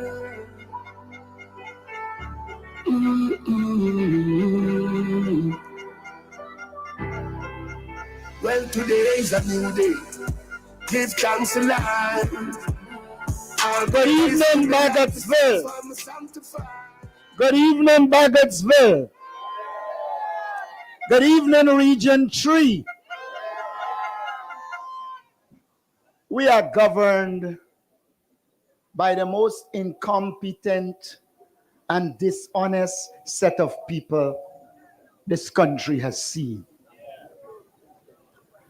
I went to the square of the revolution on the 6th of July, and I said then that Guyana has a problem in terms of treating people with dialysis.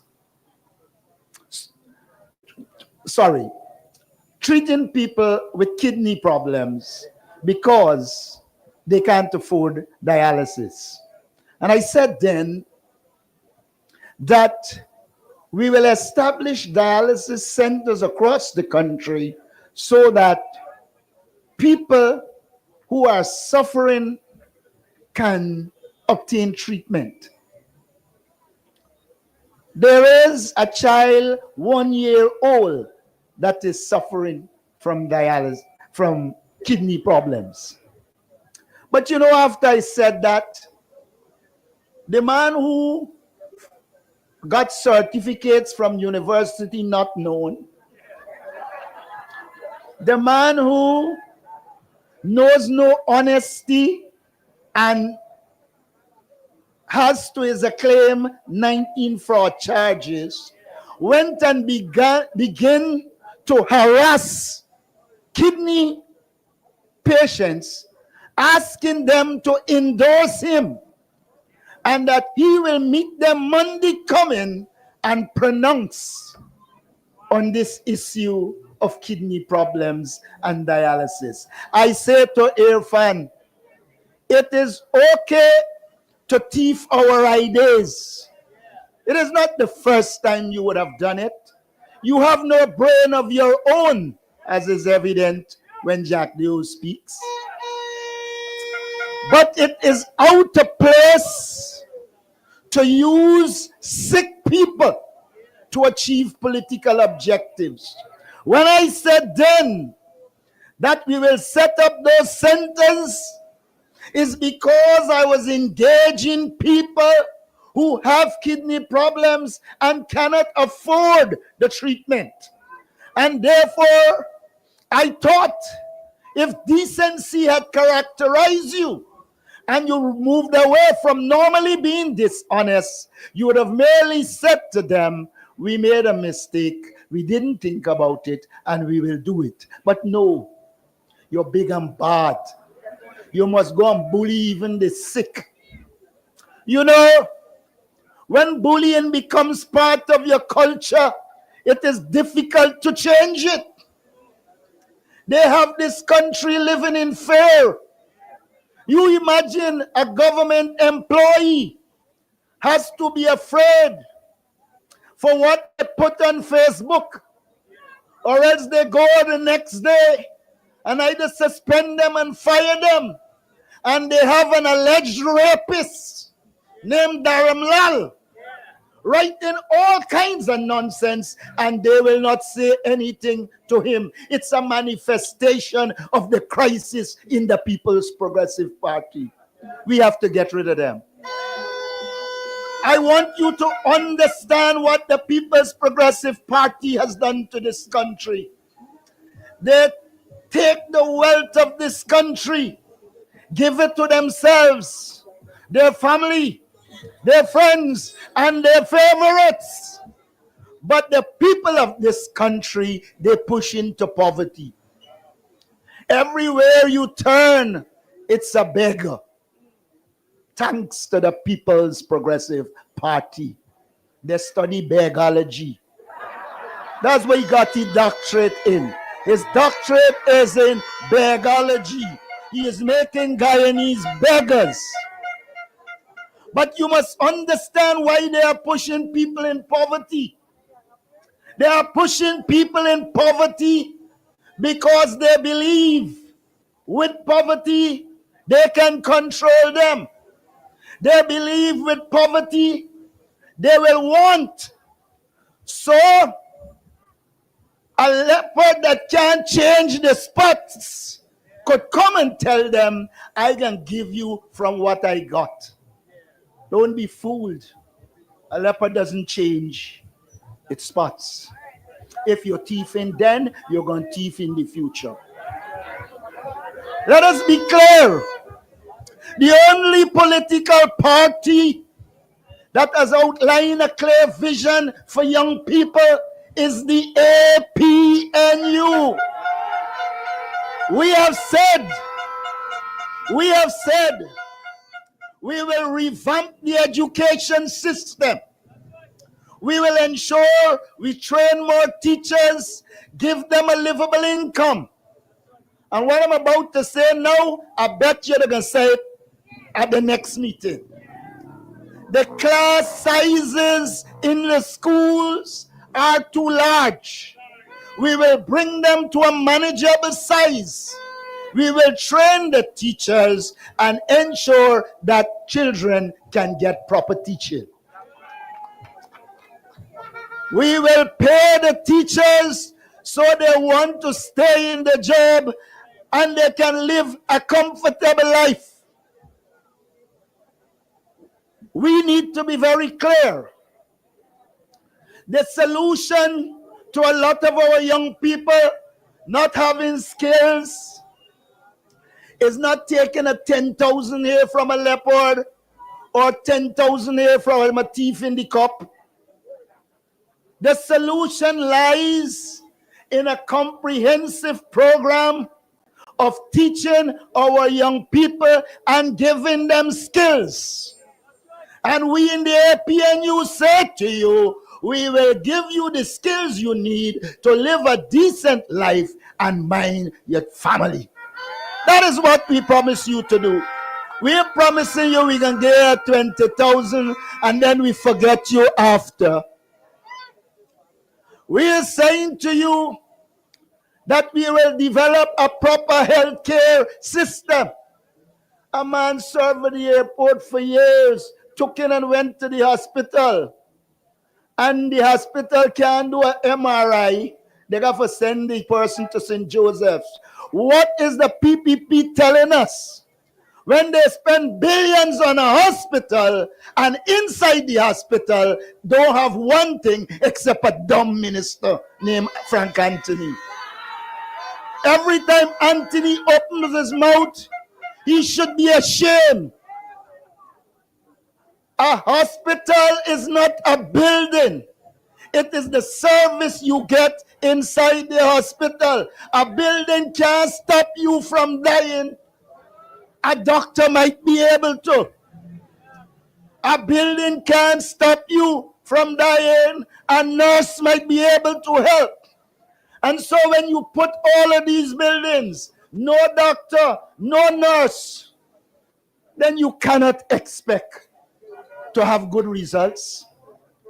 In fact, the whole government should move in the hospital because they are all patients. All of them should be in a hospital. They are all patients. Even those that claim they are doctors, they are patients. We need a system in which we put qualified people into the hospitals so they can make a difference, so they can serve our people. And we say this to you. We don't only want to correct the problem. in government, we will do preventive medicine.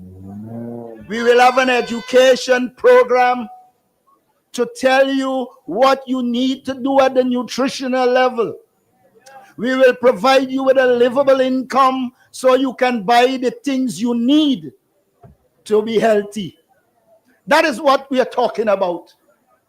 The bald-head rat.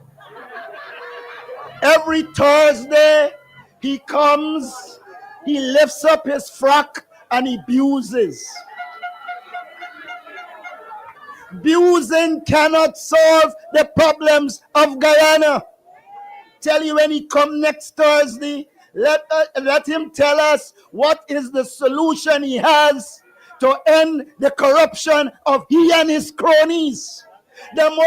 I had the laugh of my life. Jack Day says that Azruddin is the most corrupt person in the world. You help me laugh. Y'all help me laugh. If Jack Day had the opportunity to do it, he would have thief his shadow. But because when he moved, his shadows survived. You are so corrupt, Barra Jack Day. You should not be calling anybody corrupt except you stand in front of your fan. The most corrupt regime this country has seen is the PPP. No other regime you have seen ministers, presidents amass as much wealth. I said to Jack Day and finally, take the wealth you have, take the property you have, and put it against your legal income. And if it will justify it, I won't run no more. Because you cannot. When puss jump your hand, you just get rich at the expense of the people. The People's Progressive Party spends a lot of time getting rich at the expense of people. We are saying to you, we are going to put the wealth of this country in the hands of the people of Guyana, in service of the people of Guyana. It is unacceptable. It is unacceptable to have as much resources coming from oil and we have over 50% poverty. And they keep saying they delivered on their promises. But I tell you, when you could lie bare face, you're a Jack Dew.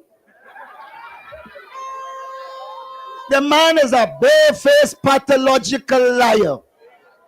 He said they deliver on all their promises.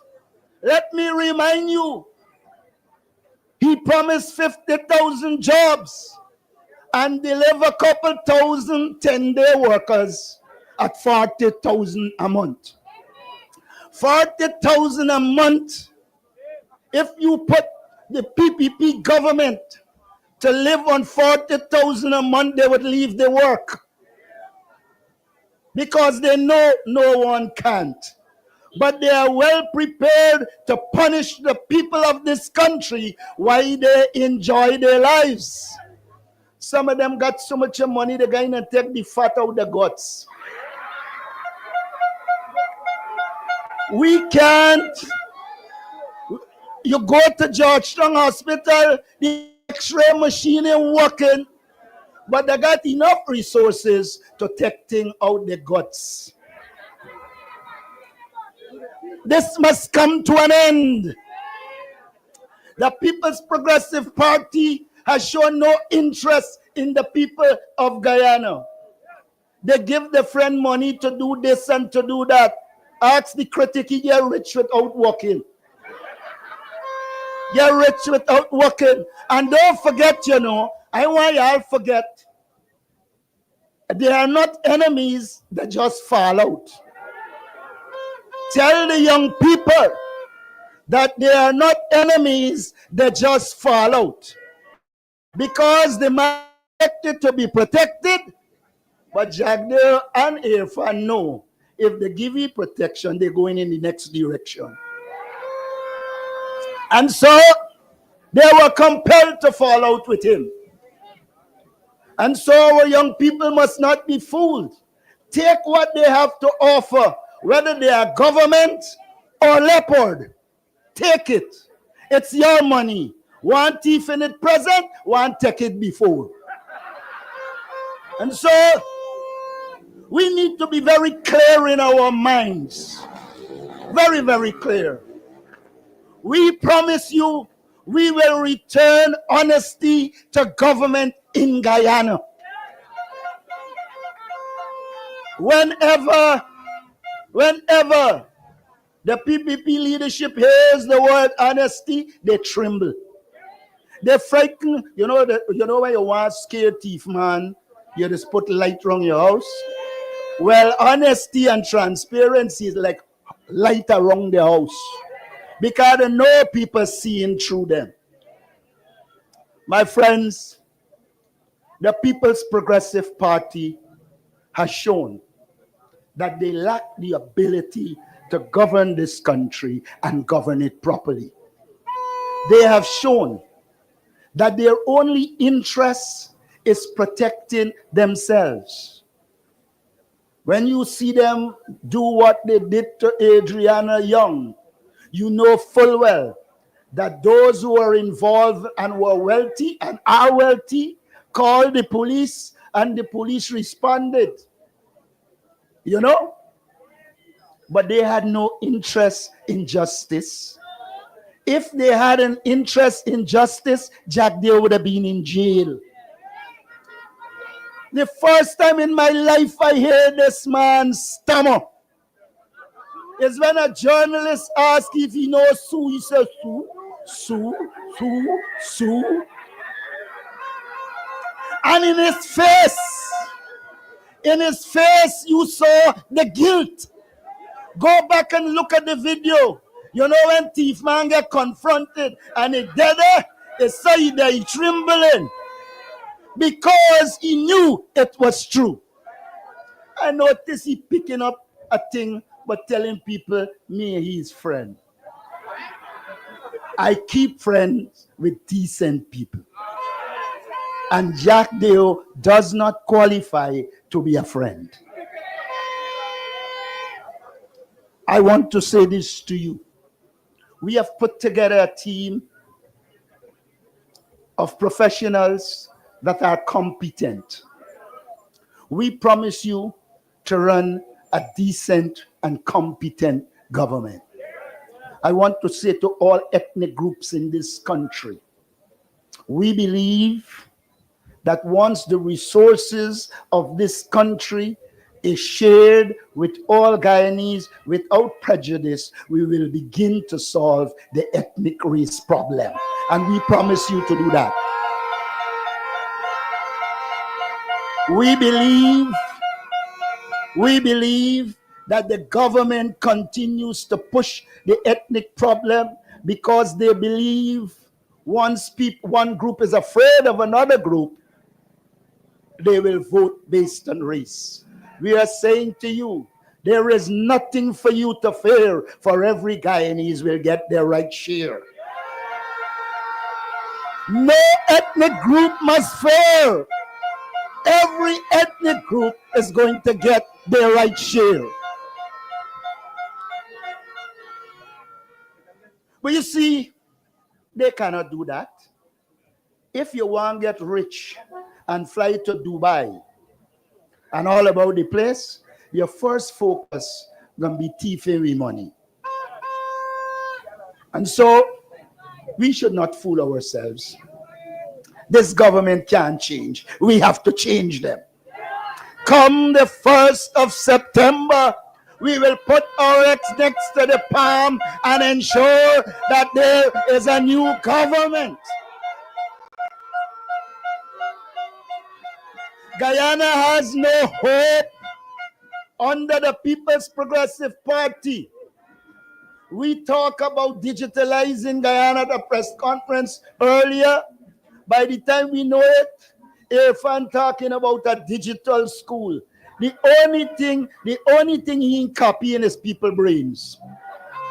Because anyhow, a good brain can't fit in the head. But what he doesn't know is if you have a population in which a large percentage is illiterate, how are you going to digitalize? How are they going to read the things? And so we said to you, as a government, one of the first tasks we will undertake is a national literacy program so that we could train a lot of those persons who cannot read and write. When the PPP talks about delivering, they must remember that they deliver a set of illiterates. No fault of the young people. It is the incompetence of them like Manik Chan. You know, we are saying to you, she might be your best friend, but she ain't got good sense. We're saying to you that we want to go back to the base of this society and train our people right up until we have a literate functioning society. And then the one Joe Hamilton, Polari Joe, had the temerity to say how we don't want to work, and that's why the Spanish working. He must know why the Spanish working. He's probably excited by Spanish. We believe that if our young people are given the opportunity, they will take it. And we promise you that we will deliver to our young people. We're saying to you, we are going to put them in mining. By the time I said we will give limited concessions to young people, 1 week after Irfan and Jack, they were saying it. The two chap them ain't got a brain of their own. I think they just put people for sit down and listen what the APNU say, and then come back and say it. So, we happy that they're listening to we. We ain't happy that the thief in we ideas, but we happy that the people of Guyana will vote them out on September 1st.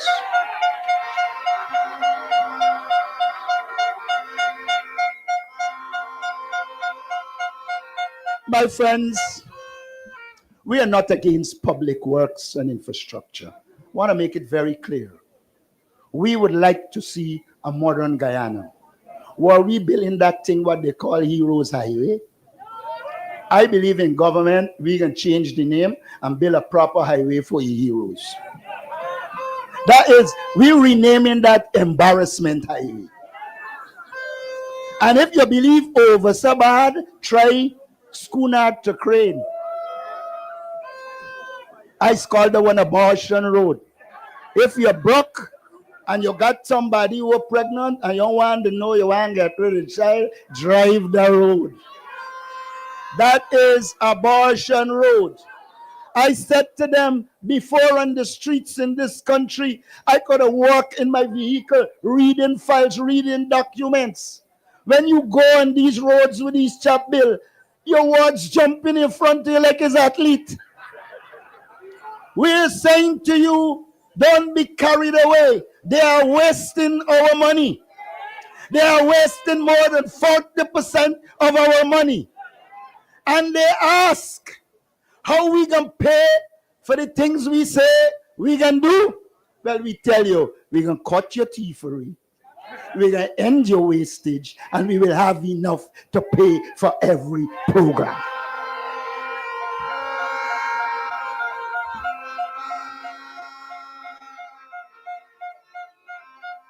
I want you to tell me, this government took 1.3 and then I think 60, all right, let me call it 1.4 billion Guyana dollars for a budget.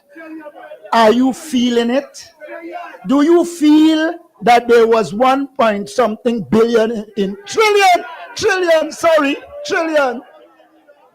you know, I'm accustomed to being frugal, not to spend wild like the government. And that is why you probably end up saying billion, but it's trillions. But do you feel the trillions? Do you feel like you are benefiting from a $1 trillion economy? So it is obvious to you and me that it's a mechanism for corruption, and we have to end it. You know, every time I see them turn up at the airport to greet a successful sportsman, I wish I could have lashed them in the head from far. Sportsmen in this country, and I'll remind y'all, you know, I went on a program with a young man and discussed what we will do with sports. And I bemoan the fact that these idiots are taking all the school grounds and putting building rather than leave recreation for play. Hear what dumb Irfan Ali will say. From the next term, we are going to, introduce recreation and sport every Friday afternoon. Is what part of Mars he dropped from. Where the children and play, they have no place to play because this government lacks vision. They do not understand the importance of recreation and sport. And so they destroyed all the grounds. They got a little imp named Charles Ranson. Everything do wrong. Travel this country and see how many grounds they dig up and have not completed. And how you know they're corrupt? You want me to give another exercise to prove they're corrupt? I think they pay somebody for bringing floodlights. So even before the ground was set of floodlights up. I don't know if they believe it's an aeroplane sport, they ain't got touch ground. There's that kind of incompetence. And so we're saying to you, we will ensure our sportsmen and women are taken care of. We said if they're going overseas, they will be sponsored by the government. And we want control their life. All we want them to do is get a good life in sport. We have said that we will give them a livable income. Them and their coaches. It is sad to see young people always across this country with a paper begging for sponsorship to go and represent Guyana. And when them little chap done beg the soul case out, you come at the airport smiling. And when you look at Ramsey, you know he's a lost case when it comes to sport. This government hasn't even prioritized sport to decide which sport needs to be lifted, which sports we need to put resources in. They do nothing of the sort. Well, I know if they like cricket. Main thing they like cricket. They like control the cricket so they could give people tickets and they're going to hog them up like if people like them. That's what they like. They don't like cricket. If they like cricket, you'd have got proper cricket grounds across this country. If they like cricket, you would have had proper clinics to teach people to play cricket. The only thing they like is the pocket. It's pocket walla and walla pocket. Everything for them has to go in their pockets. And so we promise you we will transform sport in this country because we believe sport is a good ambassador. And if you have proper sports team, the profile of your country will be lifted. And so you must look forward to a better sports program in this country. My friends, every time I come out of a village and I see women in security guard clothes going to work, I sometimes stop them and ask them who are staying with their children. And many times it's a child protecting a child. We say, they like to say we did nothing. Without oil money, we built 6 state-of-the-art early childhood centers in Guyana. And we're saying to you, We will seek to put in every community an early childhood center with a night shift, so people who work at night, especially single women, can leave their children with professionals and don't have to worry if by any chance they will end up like Adriana Young. They wouldn't. It is well established. It is well established that when children are brought up correctly with the correct training, you get a better society. But this government isn't interested in that. And attacking long tonight, I got plenty for respond to. Because that's what they do. Sit down, listen, and change up the words. But we really need early childhood centers all across the country.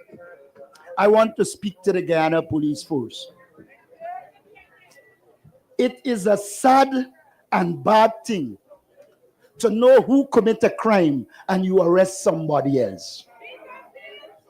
And we are well aware that there are certain rogue elements in the Guyana Police Force who take instruction to lock up innocent people, children. I want to remind you, y'all got children, and you wouldn't want it to happen. Do not take the instruction of the rich, mighty, and powerful and place innocent people in the lockups. It's bad, and it should come to an end. And for those who they are telling we did nothing, let me remind you, Bagotville, all the villages, let me remind you, between 2015 to 2020, we had reduced crime, and the police was stopped from running into a community and arresting people for no reason at all. And if it is one thing we did, we began to bring back justice to this country. And under the APNU, there will be justice.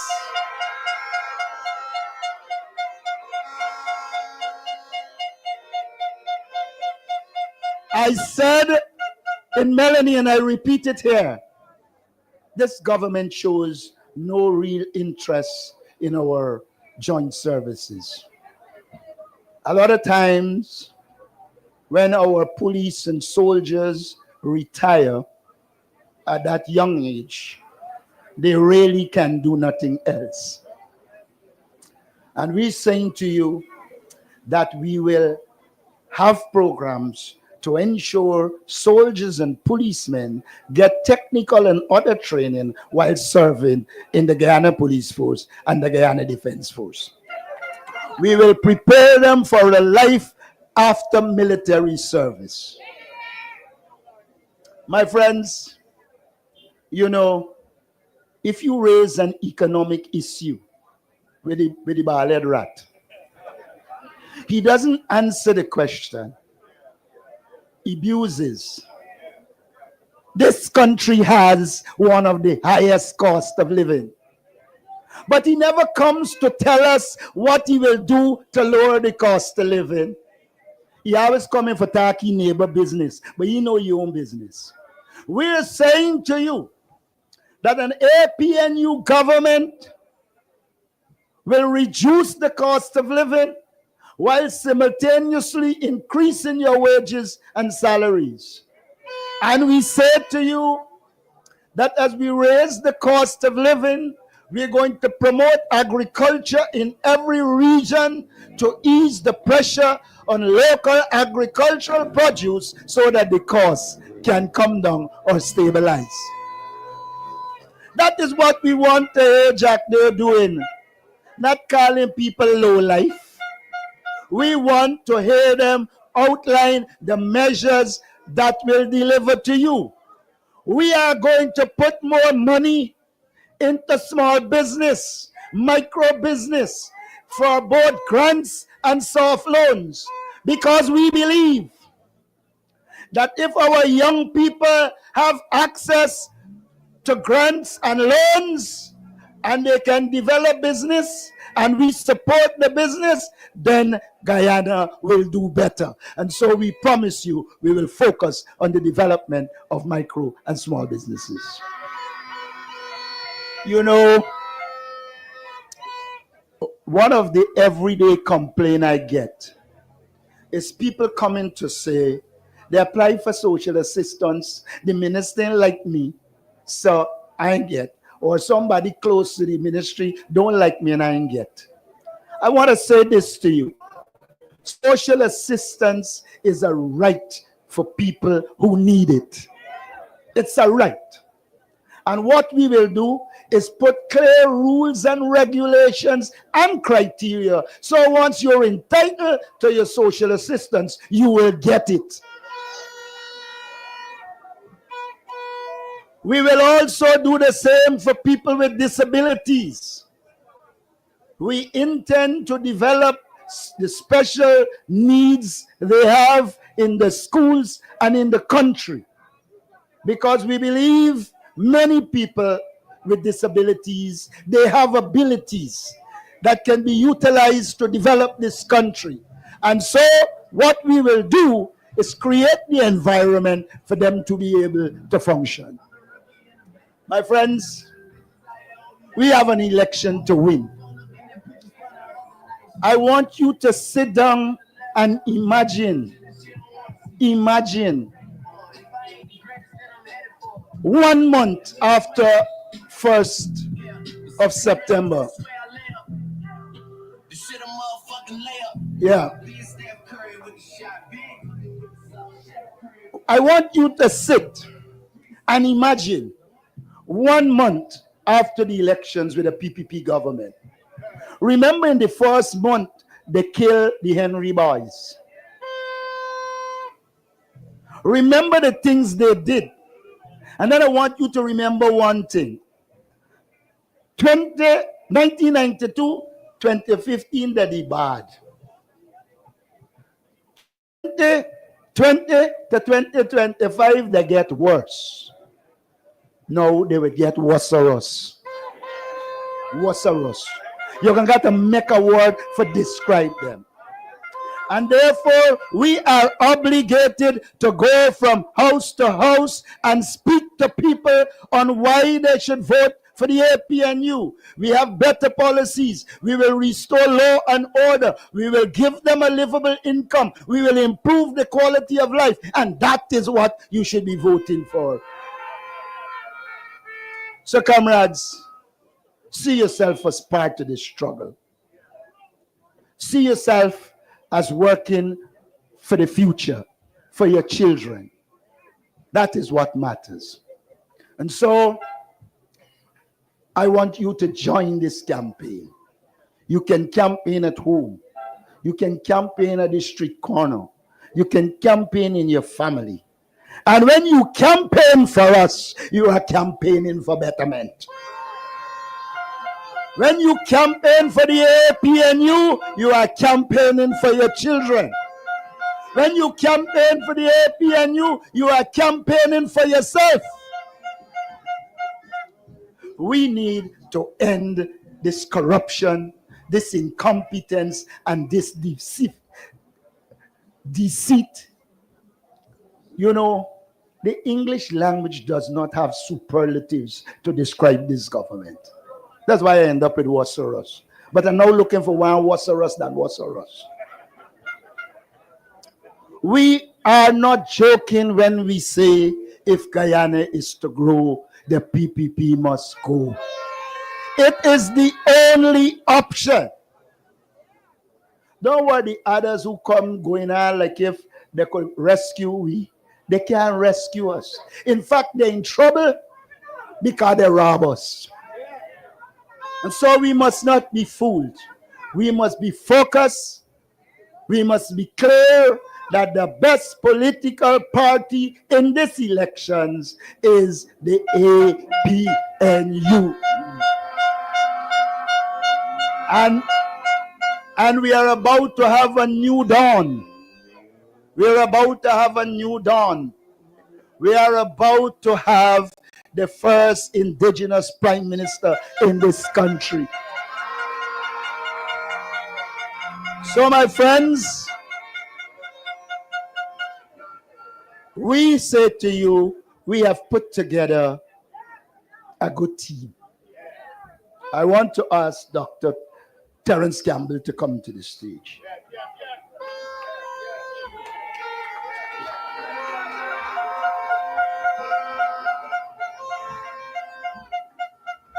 We have worked together because we believe he can play a significant role in help us to manage this country, especially our economy. You're going to hear from him on the campaign trail, but I wish you to give him a round of applause and welcome him to the APNU. Thank you, Dr. Campbell. Thank you, Comrade President. Comrades, as we move across this country, we will display the talent at our disposal. And you will observe one thing about all of them: they could pronounce words. They ain't got to say repair. I have never seen a man repair reparation so many times. The man, so useless. He goes to the American embassy at a function, and whoever wrote the speech put the tenets of democracy, and the man said the tenets of democracy. That is what we have leading us. I want to urge you to encourage everyone to come out and vote. I want to urge you to come out and vote on September 1st.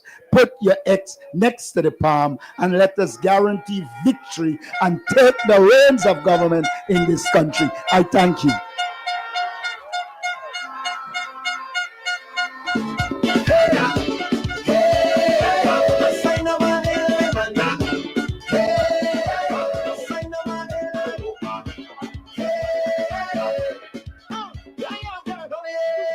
If you think I'm foolish, ain't nobody playing. Why voting I'm new?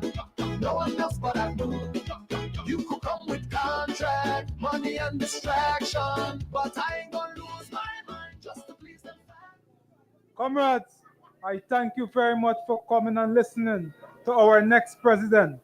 Come September the 3rd when he takes office. The 2nd of September we take office. President Aubrey Compton Norton. Thank you. God bless you. Rise, Guyana, shine. Together we build. Now is the time. With Aubrey strong and heart so true. We're rising up. It's me and you. Vote APNU for justice.